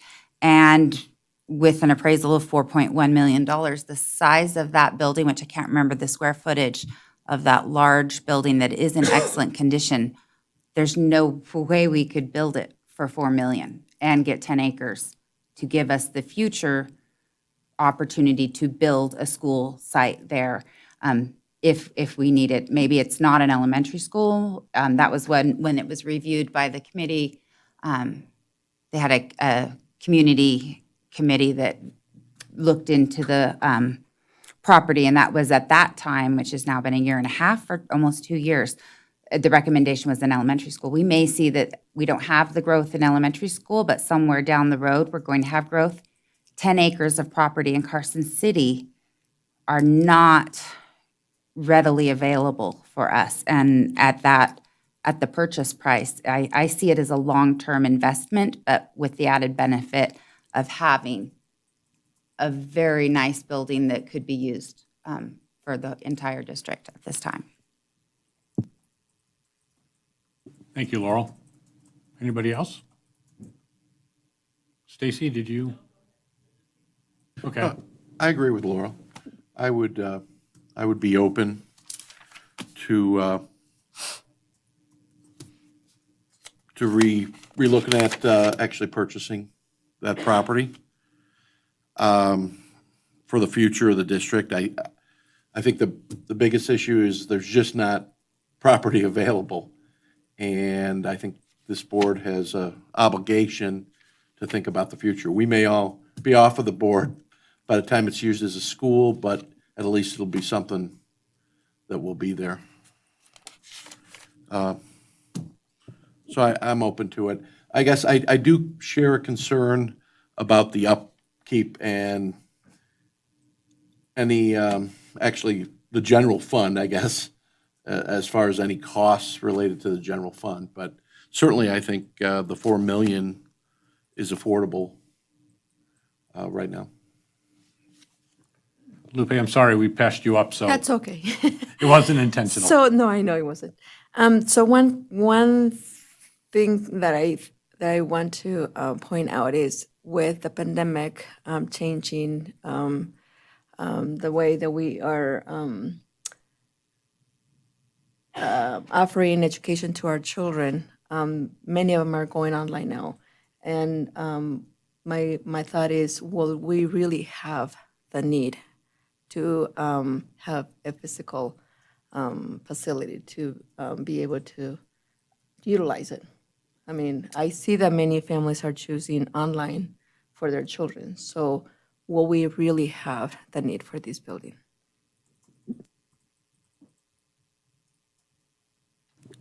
Thank you. Stacy? I have a question for AJ.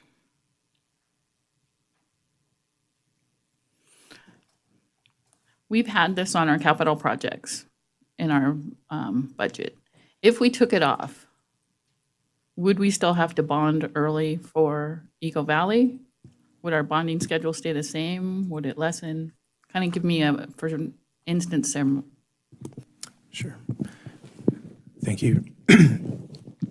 Thank you, Trustee Wilkie. AJ Feeling for the record. So regardless of any decision on Snyder, we certainly will need to bond again to cover the balance of the costs for Eagle Valley. As those costs have escalated, we're simply going to need the funding. Actually, at the next board meeting, our bond advisor, Marty Johnson, will be here to talk a little bit through that. And so, I mean, this discussion is kind of, timed well for him being here. But again, regardless of what you decide or what we talk about this evening, there's definitely going to have to be a bond. We're probably looking at need about an additional little over $6 million to do the balance of the Eagle Valley project. We have capacity up to about 11.9 at this point. So it's based on the price that we historically talked about, it's doable. So if we didn't if we didn't spend the money, then we would still bond for the 11 million, or would that make it, we could bond for 16? Or I should probably wait for. Well, no, that's a good question. So the choice is we could simply bond for the Eagle Valley project. You could bond for the total expected amount if you would do both.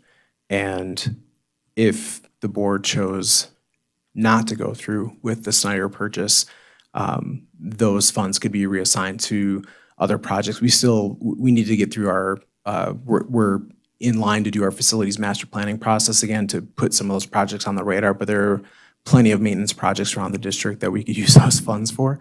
But the key is that when you bond, you want the average life of the projects you are bonding for to exceed how many years you're paying on that bond. So basically, if you're paying for 15 years, you want the average life of all those projects to be 15 years. Well, the Eagle Valley project is many, many, many, so it's going to outweigh. So it would give us some flexibility with those other funds, and clearly there's still a lot of need in the district besides that we could use. We also have future bonds that will be available as well.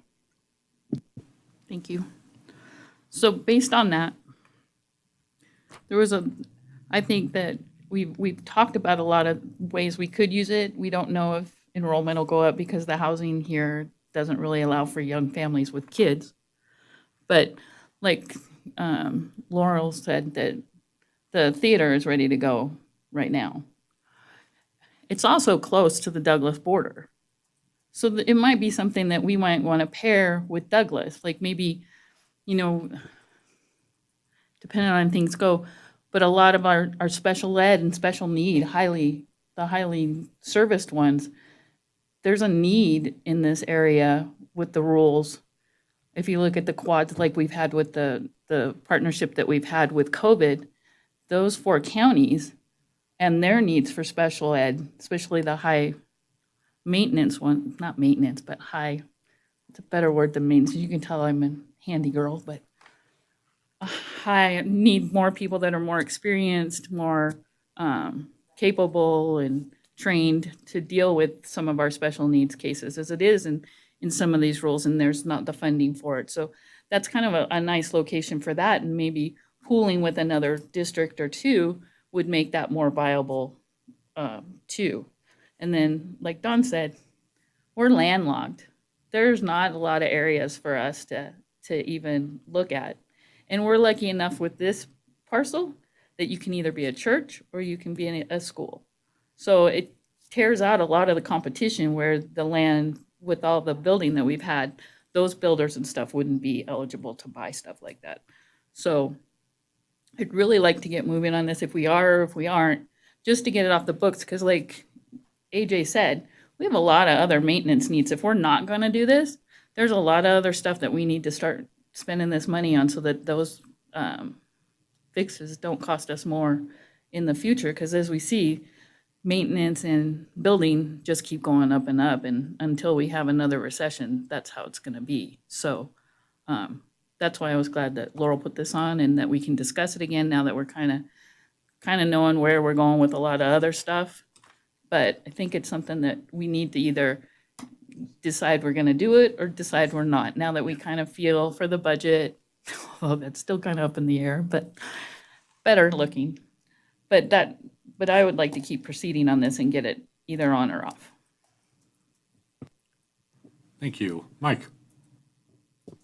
So I'll just say, I mean, I haven't been in favor of this project from the beginning. I think that I share similar concerns with Richard. I think one of the things we haven't talked about is the fact that we're in hold harmless for the next 5 years or so. Last meeting, we heard about how much the price of construction at Eagle Valley is skyrocketing. And so I'm not sure, we're committed to that project. We've talked to those families, we've talked to that school, like we're breaking ground, they're building roads. I mean, we're committed to that. That's an expense that we're going to be accommodating now until it's done and supporting that school. I'm not sure that it's wise to take on another project. And for us up here, it might sound like $4 million isn't a lot. In a time when we're facing financial uncertainty, $4 million is a lot of money. And we don't know that we're going to be able to fill a school with that. If we're in hold harmless, we don't know that the new students who move in, if new students move in, are going to bring additional revenue. And I think it's a real expensive project for music and choir and theater proposals when we have systems that work right now. And so I think we need to be conservative on this one. So and that's my take. Thank you. Laurel, go ahead. Mr. Stokes, before there was, when we discussed this over a year ago, there was some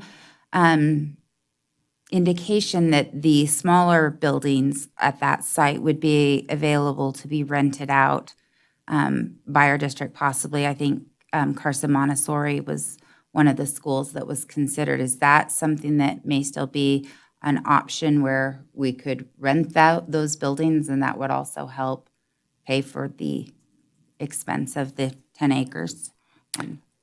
Thank you, Trustee Crossman. At one time, Carson Montessori had indicated that they would be interested. We would have to start that conversation again and see if that was still the case. We do know that the Carson Montessori School puts aside $345,000 a year for the potential purchase of property. So they are in a place where if they elected to lease the building from us, that that would certainly be a potential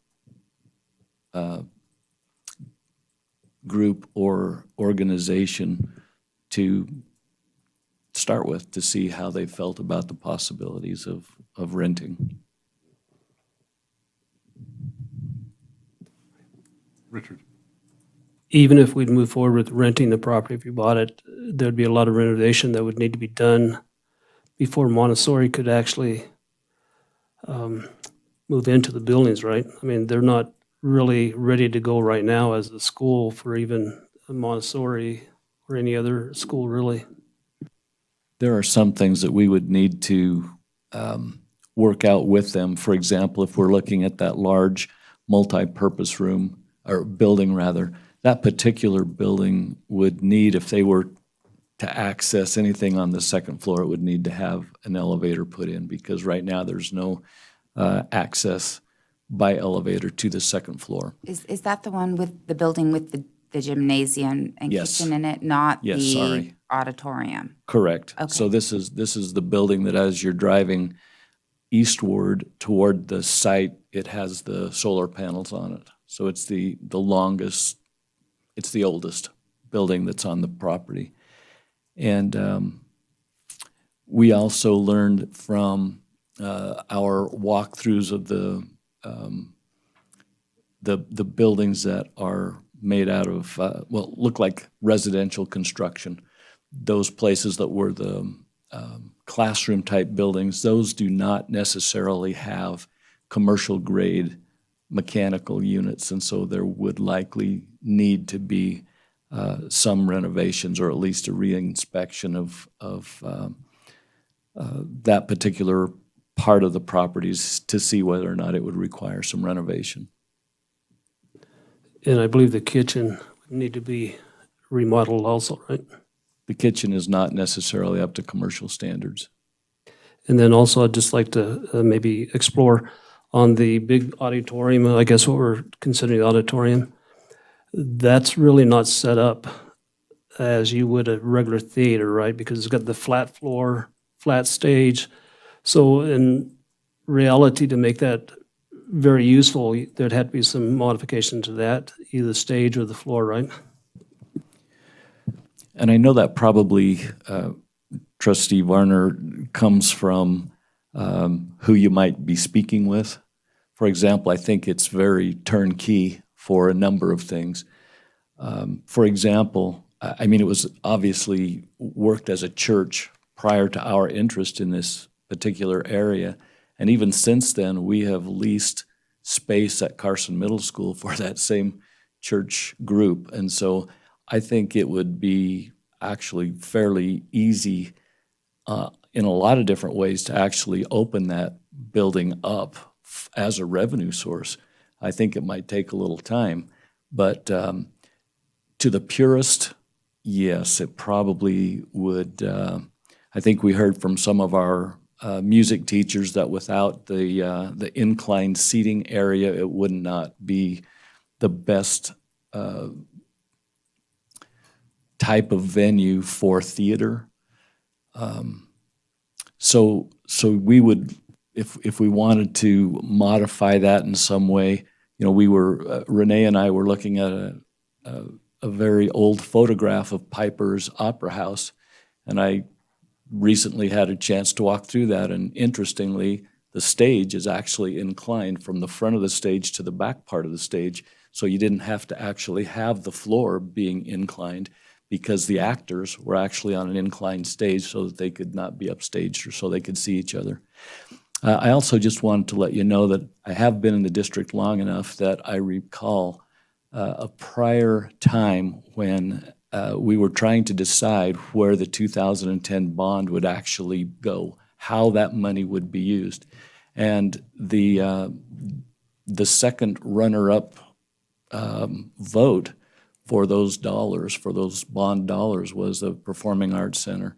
So that is the one thing that still remains elusive in our district. We've spent a lot of money on other activities, not necessarily on a performing arts type center, even though it is not exactly what one might think of, like if we look at the facility next door. But for the price, I don't think you can build a standalone performing arts center for $4.1 million, even if that's the going rate, which I don't know if it is. If I remember correctly, Richard, I've been around long enough now to remember those same conversations. And I want to say when we were looking at a performing arts center at the high school, and this was around 2010, we were throwing numbers around $40 million to build something like that. And those are in 2010 dollars. You can imagine what the cost of construction now, what that would be. And Or Mr. maybe you can't Cassiopo, imagine. that was a high-end facility, Right, for it sure. was, it was. But even the smaller sized space was significant, because you think about the additional cost of all the extra sound systems and soundproofing, and just the materials are of a higher nature than just typical, commercial construction. I mean, do And- you and have to be anything f- else? Go ahead. I was just going to say, to be fair, that a lot of our performing arts are occurring right now in a high school gymnasium or in Senator Square. The community center is booked quite often where they can't do it. The high school itself doesn't have room to host all-state, either for middle school or high school. And this year was crazy because they ended up doing a virtual all-state, but those are not only things that could be hosted in that building, but they also, they bring in community support when those events take place. The final band concert, I think it was May 26th, Carson High School band ended up on the front lawn because of all the stuff that was going on. So it's definitely a need. And I've heard concerns from, because I was a mom on an all-state chaperoning trip, and so I heard concerns about the wanting the seats raised and the floor raised, and I understand that for purists on theaters. At the same time, having the flat floor and the seats that are not in there gives you so much versatility with the building to host other district events there as well. So there's trade-offs with that, but I still don't see how we could, to me, it's hard to look at, you can't build something like that for the purchase price.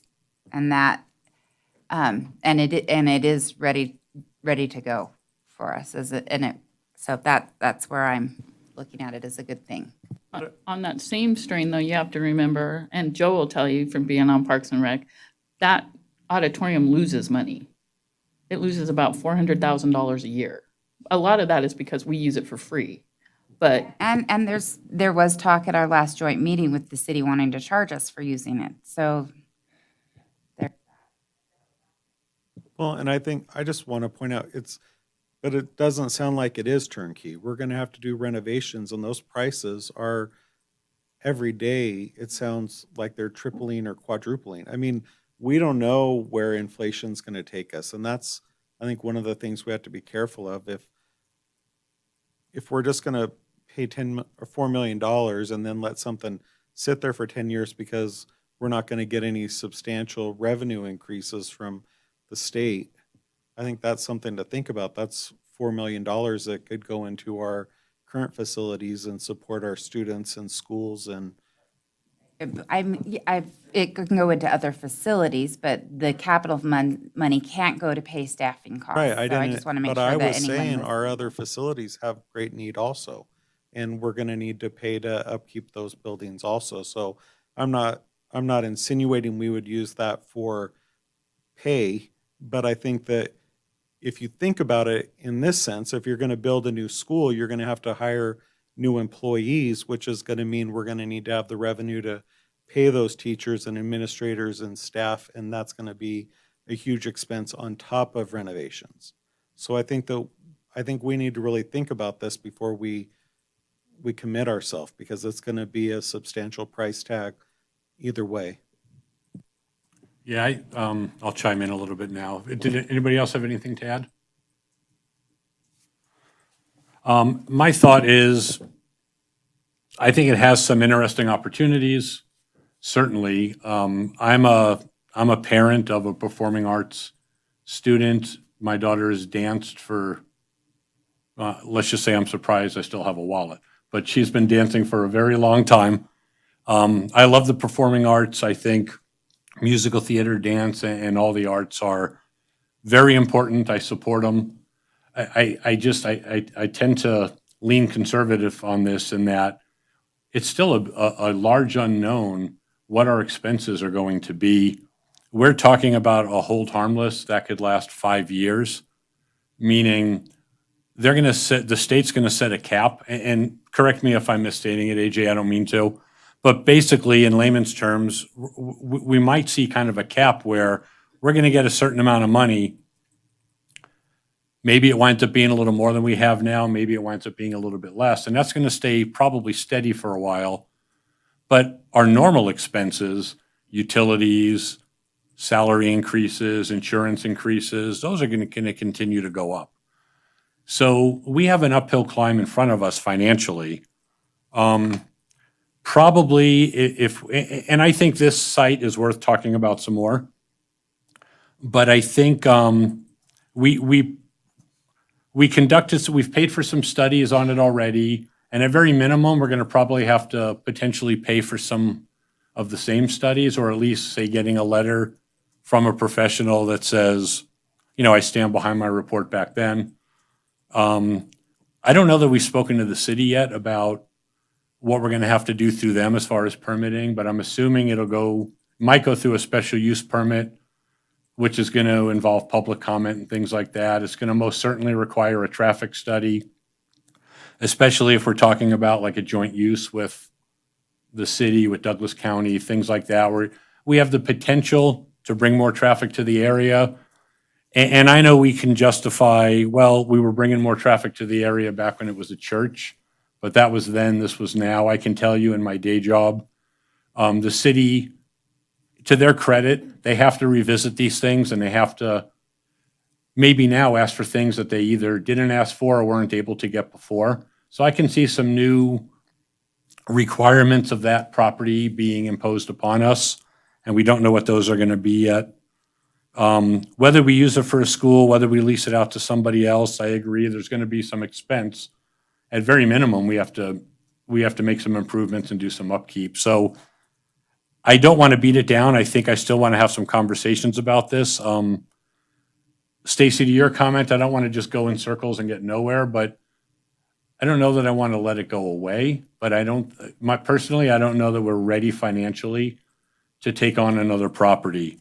That concerns me. I just don't want to get us into a situation where we're struggling to afford what we have now, and even if we hold on to that for 5 years, like we see with all the programs we have, and there was some conversation tonight about how we get our money and whatnot, but we do get money from a variety of sources, and those do come with some strings attached. We have to do X, Y, and Z, and we don't know what a lot of that's going to be. So I'm hesitant to accrue any more debt, given all the unknowns we have. And I sympathize, and there isn't a statement that was made tonight by anybody here that I disagree with. Just from what I heard, it's got short-term, long-term investment, it's got some asset potential, and those kinds of things. I agree with all that. I think having a venue for prom, for, performing arts and whatnot is critical, and our community needs more of that. But it's gonna cost us money, and we just have to make sure we can afford it and we can justify to the public that whichever direction we go, we can stand behind our decision. Any additional board comments, or I guess specifically any direction you want to give to Superintendent Stokes on a follow-up discussion item or anything of that matter that we haven't asked for already? Just I'll share, because I did attend the last bond committee oversight meeting where we discussed that, if that we were looking at revisiting that. And I don't want to, I don't want to misquote anyone, but there seemed to be general approval at that meeting to move forward with it, that this was something, and the comment was made, at some point in the district, you will need to build more schools, and you will need to do it. And if it's 10 years down the road, there's not going to be 10 acres available if it's something else. And maybe that's a bridge someone wants to cross later. But I do think there are things worth pursuing with it right now.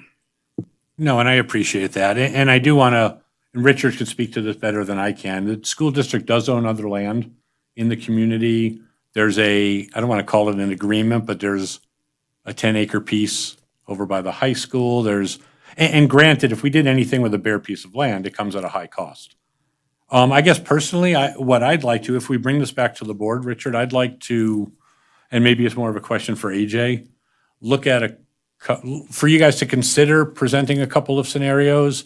If we made the purchase and we just assumed the $4 million were to be the cost, and we said, okay, look, we're going to use the Performing Arts Building, for lack of a better term, for various functions, what would be our minimum cost for overall property upkeep, for for maintenance of the buildings, kind of to mothball what's on site so it doesn't deteriorate? And what would it cost to continue to maintain the building we're using? And what would be required of us from the city to make such a purchase? Because even just taxes on a $4.2 million project, while given our budget may not sound a lot, it's just more money. And so I'd like to just know the financials behind that. And maybe even the cost of if we left it vacant for 5 years. What would be the minimal cost that we would have to do the upkeep to keep it a viable thing too?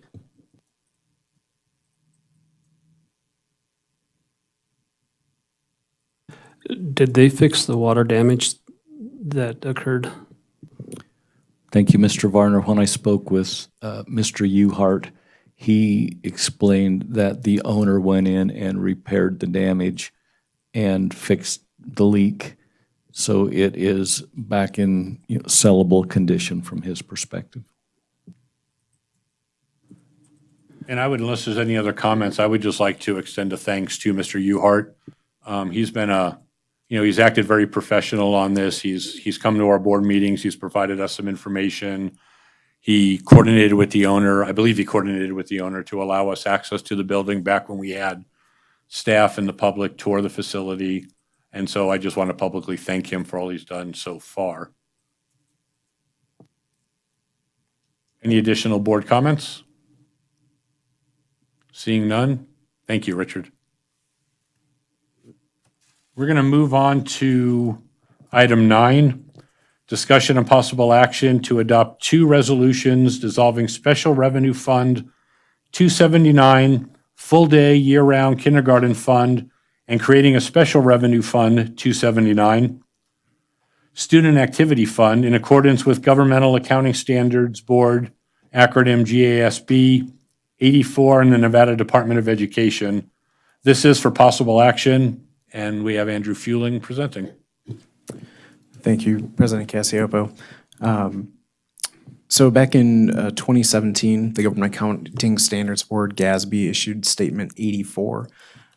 Without getting too deep into the accounting of it, basically every district in America, their schools have their own small, what we call student activity accounts. And these are generally when for co-curricular, extracurricular activities, they're collecting funds, fees for classes, things along those lines. And those have always been considered what's called an agency fund. And the district, while that is in our audit, and these accounts are internally audited by my department each year, they show up in our external financial audit that Mr. Silva does for us. They were not something that had to they didn't appear in a budget that you had to approve, because it was really just the site's kind of discretion as to how those funds flowed. And so that has changed. And so the working with Mr. Silva, and he's working with Lyon County and Douglas County school districts, because they're all doing the same thing as us tonight, going through and figuring out what we need to do. And really, what's going to happen is I'll be coming to you at the next board meeting with an augmented budget for the current year that now adds this new fund in. So it's something that we have to have in as of fiscal year 21. There was a 1-year delay because of COVID, but now that COVID is wrapped up, they're requiring us to implement this in the current year. So AJ, could you explain, so are the student activity funds for each site going away, or they're just being accounted for differently through the district budget? The latter, that's exactly right. Yeah, it's really just the way they're treated. And it's kind of a strange thing for a school. I mean, when you're managing your student activity funds, you don't maybe you don't necessarily think exactly of budgeting them each year. I mean, you know how they're going to be spent, but kind of going through that process and working with Mr. Silva. I don't, that is not really going to be the expectation. Is we're going to come up with a way to represent it in the budget that represents how much annually is taken in and expended, but not holding the schools exactly to how they think they're going to spend it, because new monies come in, they weren't expecting, new payments go out, they weren't anticipating at the beginning of a year. So it would be really difficult to manage it like many of our other funds, and I don't think there isn't that expectation. So creating this new fund, normally you would just have a resolution for this, and we would move on with our day. When looking at the Nevada Department of Education chart of accounts, which we have to follow, they have designated this new student activity fund to use element 279. We already have a fund 279 on the books that we created long ago. And so that's why you have the little quirk this evening of having two resolutions. One is simply to dissolve the original Fund 279 that the board created years ago, which was for the full-day year-round kindergarten fund. There's been no activity and no balances in that account since 2015, so it's well dead. And so then creating this new Fund 279, that is the student activity account fund. And that's really it. Just because I had a question from the way someone read the article about our board meeting, they thought, are you bringing back full-day kindergarten? And I said, no, that's an old fund that an old account, we're changing the name of it. So we're not doing year-round. I mean, we are keeping full-day kindergarten, we're just not doing year-round full-day kindergarten, even though that was the name of the fund. Thank you for the clarification. And I think it's a lot like the NIAA does the accounting for the student councils. That's what it sounds like it is to me, that you're separating them out. It's probably similar, yeah. Okay, do we have any other discussion, or does anybody want to make a motion? This is an action I'll item. move. I move that the Carson City School District Board of Trustees adopt two resolutions dissolving Special Revenue Fund 279 Full-Day Year-Round Kindergarten Fund and creating a Special Revenue Fund 279 Student Activity Fund in accordance with Governmental Accounting Standards Board 84 and the Nevada Department of Education. I'll second. We have a motion by trustee Walker, second by trustee Kareen. Any further board discussion? Seeing none, any public comment on this topic? Seeing none, any on your end, Renee? No, Mr. Cassiopo. Okay, seeing none, back to the board. All those in favor? Aye. Aye. Any opposed? Motion carries. Thank you, AJ. Thank you. Okay, we're going to move on to item 10, 2021 Nevada Legislative Update, report on items of interest relating to education. This is for discussion only, and we have Superintendent Stokes presenting.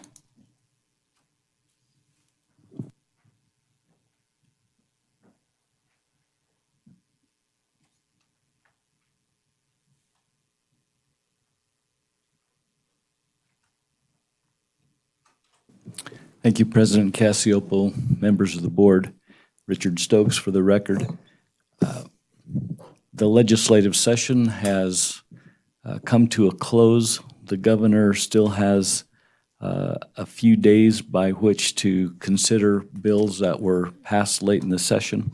So I had sent out a copy of the report that I received from Dr. Brzezinski, our lobbyist, and forwarded those to you. And I have just selected some bills that I thought might be of interest for you to hear, rather than going through all of these, which you can read on your own. Thought I would start, though, on the first page with an introduction to AB 194. And as you know, we have an accountability process within the state of Nevada.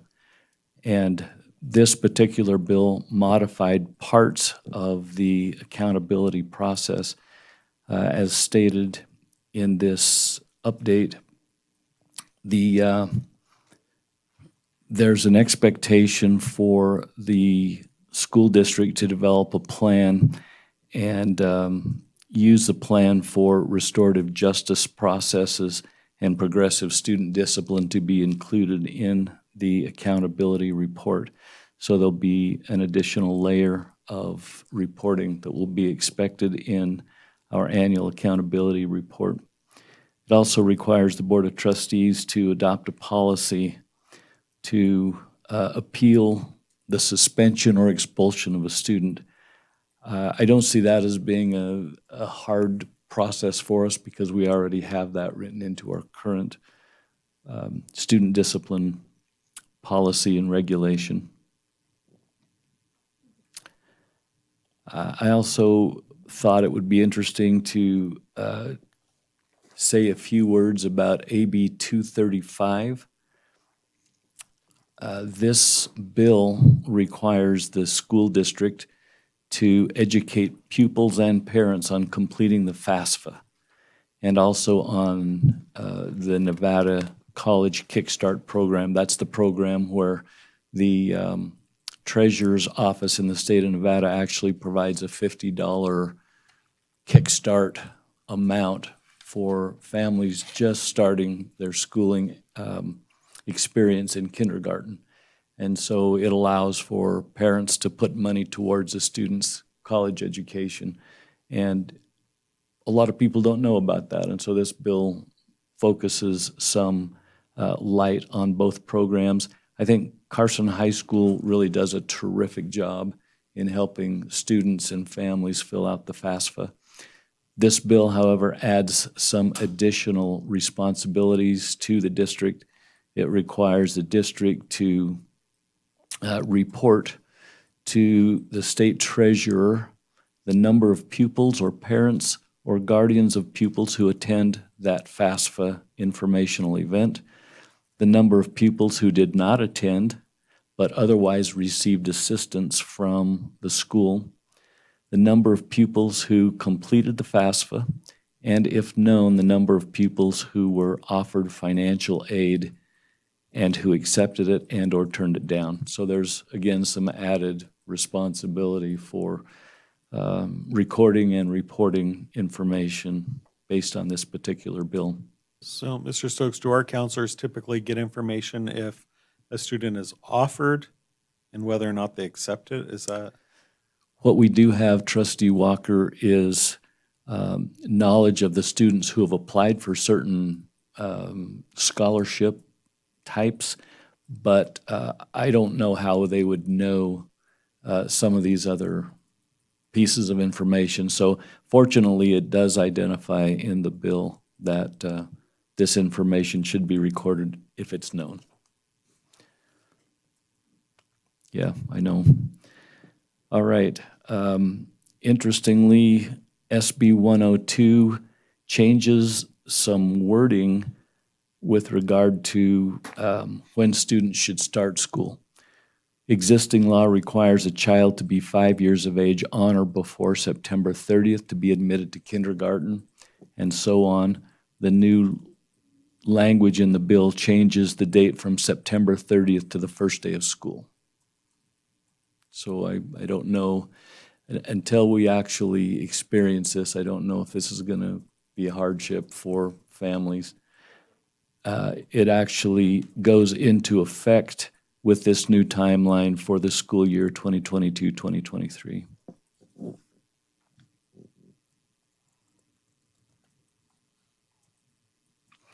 AB 231 is a bill that requires the State Board of Education to appoint a subcommittee to review and make recommendations on the manner in which to provide information to students concerning the Holocaust and other genocides.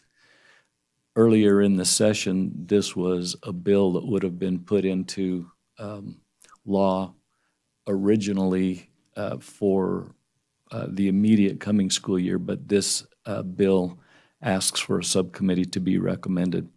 And as part of this, no, that's another bill I'm thinking of. So I'll end AB 231 on that note. SB 172, Trustee Crossman, I know you just had a graduate. And this particular bill requires that a uniform grading scale for dual credit courses and international baccalaureate courses be created, and that the same weight be assigned to each course as is assigned to advanced placement courses if the dual credit course is in a core academic subject.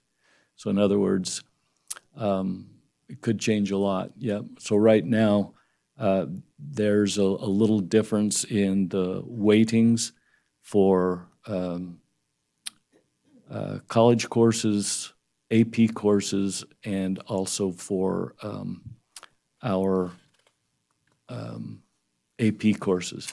And so this will have an impact, and we'll need to work through this as well. So people that have got their points so far, are they grandfathered in? You know, that may have to be part they of lose what those we, points? set up. The actual bill goes into effect July 1, 2021, but there are some caveats that are left in the bill that have some other threads. But yeah, I think we're going to want to be cautious that we don't impact anyone negatively when we're setting this up. And I expect that the Department of Ed would help us with some of this so that we have, because as I understand this, a uniform grading scale has got to be across the board. That's going to have to be statewide. Yeah. The next bill that I had marked for bringing to your attention is SB 439, and I was going to ask Mr. Fueling to share some of his insider information with regard to this particular bill.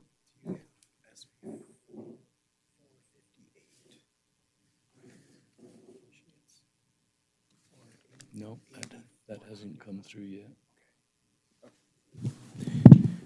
Thank you, Mr. Stokes.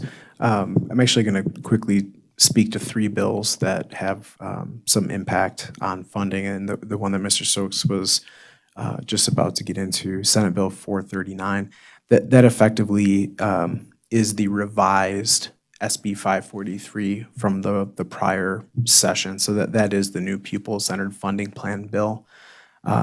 There are some other quirky things in there, but that's primarily what it is. And generally, most of the pieces from SB 543 came through, and there were some modifications in other bills, and I'll quickly speak to those. But the one change that I guess stands out that was kind of a late change was, if you remember, there was a protection again from bargaining of your ending fund balance at 16.6% in the original Senate Bill 543, which put us on par with other municipalities in Nevada. And that was reduced from 16.6 down to 12%. So that was just one notable change. Senate Bill 458 was the K-12 funding bill. So every year there's kind of a bill that tells you how the funding is going to flow, and then one bill that tells you how much money there is. And so that funding bill contains a lot of language about hold harmless. So President Cacioppo, kind of back to your question earlier, the hold harmless actually was, as it finally came through, it did come out on a per pupil basis, which that was not originally how SB 543 was written, and not really expected to end that way. But so we're being held harmless to a per pupil dollar amount that we received in fiscal year 20. So whatever that amount was in fiscal 20, that's what we're going to be held to as long as we're in hold harmless.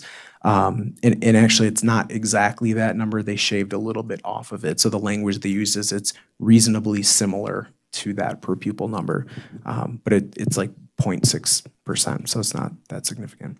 Hold harmless was extended to charter schools initially. In the original Senate Bill 543, charter schools were not eligible for hold harmless. They now are. Districts and charters in hold harmless have flexibility with how they use their funds. So while in the way it's laid out, it looks like we have specific money we need to spend, say towards English learners, you're allowed to keep the programs looking the way they were. So in our case, the amount of funding that was designated for English learners is actually not anywhere close to what comes out of that bill. So we're kind of continuing our own programming because we can move some funds around and be flexible with them. Then also the last part of that bill is $50 million in seed money was deposited into or will be deposited into the education stabilization account. So in the future, if there ever is a financial crisis for the state, not that you could ever imagine something like that happening, there would be money to help support schools, at least to start, and the hope is to increase that. The last one, Assembly Bill 495, that was the bill that brought in the new mining tax, which gained a lot of was very newsworthy. And as of 2023, the funding that comes from that, which is expected to be about $85 million annually, will go into the state. Most of it will go into the state education fund. And also within that bill, Section 59, the state set aside $200 million of its federal stimulus for K-12 education for learning loss. So kind of similar to what we've talked about with ESSER 3. But we are yet to be determined how that actually would get distributed or allocated out. And that's the end of the funding. And that's why they're having those feedback sessions too with everybody, is to find out how we might want to use those, how they might want to use those monies for the learning. Right, loss. they're required to go through a lot of those stakeholder feedback. So, Mr. President, members of the board, I just have one final bill that I was going to share with you that is of interest. You may have heard about the treatment for people who have had an opioid overdose. The substance is called Narcan, and it can help counter the effects of an opioid overdose. But AB 205 has been passed in the state of Nevada to authorize a healthcare professional to issue an order for an opioid antagonist, is what they're referring to, these items like Narcan, to a public school for the treatment of an opioid-related drug overdose that may be experienced by any person at the school. So this bill is permissive. It doesn't require that we go down that road, but it does allow us to move in that direction should we be so inclined. We are fortunate in our school district that for as long as I've been here and as long as Mr. Cassioppo has been here, we have RNs in our schools, and so we do have qualified individuals that certainly could help provide this treatment if it were required. So with that, if the board has any questions, we would certainly make an attempt to respond to those. I would say that we're planning to bring back another round of these when we receive them or have them. And then, of course, as we all attend the various events that are scheduled in the fall and in the winter, we'll be learning more about these bills and how they apply to us. And of course, we'll be bringing to you potential policies or modifications to policy and regulation as we try to adapt these into our system. Richard, thank you. I always appreciate the information. It's been an interesting session. Any questions or comments from the board? Seeing none, thank you very much. Okay, we're going to move on to item 11. Discussion on the Nevada Association of School Boards nominations to be considered for recognition during the 2021 annual conference. This is for discussion only. And for the benefit of the public, every year as a board, we make recommendations on a variety of nominations. Administrator of the Year, School District Employee Making a Difference, Veteran, School Board Member, New School Board Member, and a variety of other things. The deadline for our submission, and I should have had it in front of me, I apologize. It's Friday, August 13th of this year. We only have a handful of board meetings that get us there, 4 to be exact, if I counted correctly. And in my defense, at 9:45, even as an engineer, I'm not counting as well at 9:45, so I apologize. But my thought after speaking with Superintendent Stokes and Trustee Varner was what we'd like to try to do is solicit nominations from our board, give everybody a chance to think about it. And maybe at the next board meeting on the 22nd, have a list of nominees that we can consider and discuss a little bit. And then by the July 13th meeting, if you look at these nomination forms in your packet, the front is a nomination form. And then unlike years past, on the back of that same sheet, we have a grading rubric that can help guide us in our decision and help us tally up the votes as a board, if you will, at the end. So if we've got a couple folks that we're pushing for, one may rise a little above the other, if you will. But I would ask that we get these rubrics completed by the July 13th meeting. And this is all open to discussion still. And then try to render a decision by July 27th. And at that time, have letters done or be in the process of wrapping those up so that we're not trying to squeeze this out at the first meeting in August, because we only have one meeting in August. And I can tell you, I'm one of the guilty parties in waiting till the last minute and not being as active in this as I should be early on. And I don't want to make excuses. I've been delinquent.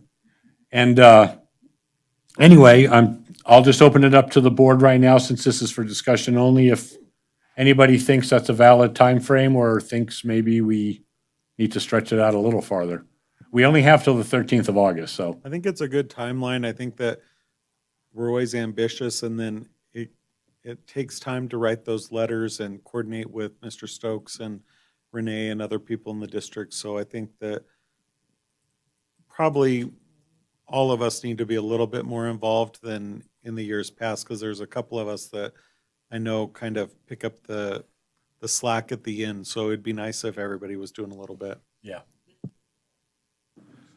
No, I agree. And, we do have the benefit, keep in mind that we've had, we know our recent winners, if you will, and we also know who we've recommended in years past that, maybe didn't move on. So we want to consider everybody who we feel is worthy of this honor, but we do have the benefit of looking at some folks that maybe were presented in the past. And by that, I mean, we have write-ups on some of these people. So depending on which direction we go, it might be possible that, who somebody thinks is worthy of recognition has a write-up on them already that might just have to be updated.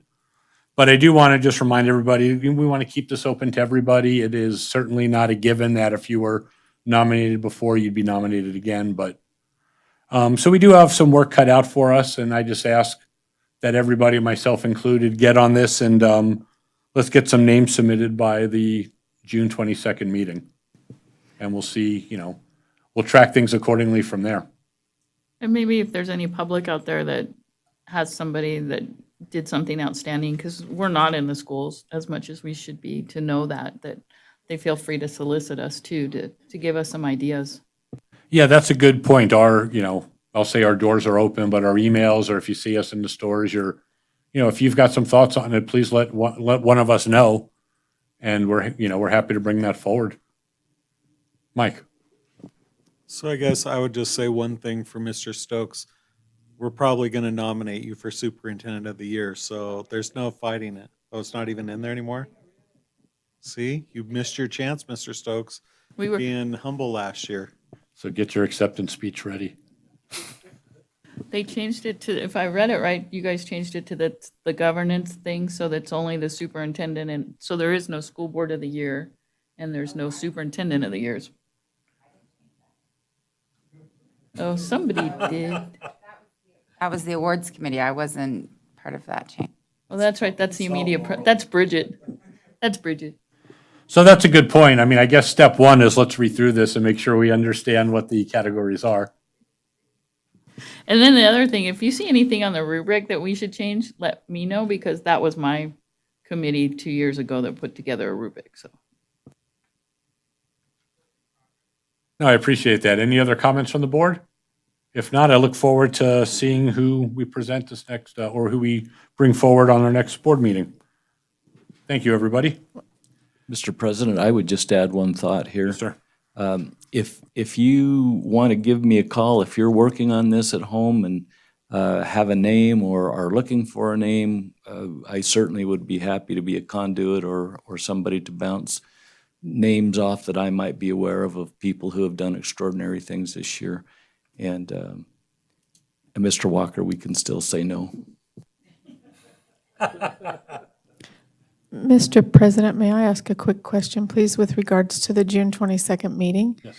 Would you want the trustees to provide information to me to include in the board packet so everybody gets the same information? And if that's the case, if I could have that hopefully by the Thursday prior to, so I could have that in packets on Friday. Yeah, Renee, thank you. I apologize. I kind of put you in a bad spot by saying that. But so June 22nd is the meeting, school board meeting. So by, are we saying June 17th? Yeah. No, June. So in June, we're going to be presenting names. Had some time. No, we're It's kind of really on a, quick. it's a bit accelerated, so we have to move quick. I think if anyone's not going to be here at that meeting, we don't have to. No, we have a week to nominate. We don't have to get write them. We have a nominations week together. to say, I'd like the board to consider these folks. He's just making sure that you don't end up writing all these from us procrastinators. Or am I? He wants to give her lots of time to write them all. Okay, are we clear? All right. Item 12, we'll move on to, is approval of the consent agenda. This is for possible action. I move that the Carson City School District Board of Trustees approve the consent agenda as submitted. Second, Wilkie. Okay, motion by trustee Carini, second by trustee Wilkie. Any board discussion? Seeing none, any public comment? Seeing none, any public comment? No, Mr. Cassiopo? Okay, back to the board. All those in favor? Aye. Aye. Any opposed? Okay, motion passes. Moving on to item 13, informational items for discussion only. Sorry. Try this again. I hope my microphone was on for all that. The consent agenda, item 12 was approved. Item 13, informational items for discussion only. No action will be taken. Any questions on or comments on the informational items? Seeing none. Item 14, requests for future agenda topics. Do we have any requests from the board? Seeing none. Item 15 is adjournment. We are adjourned. Thank you, everybody.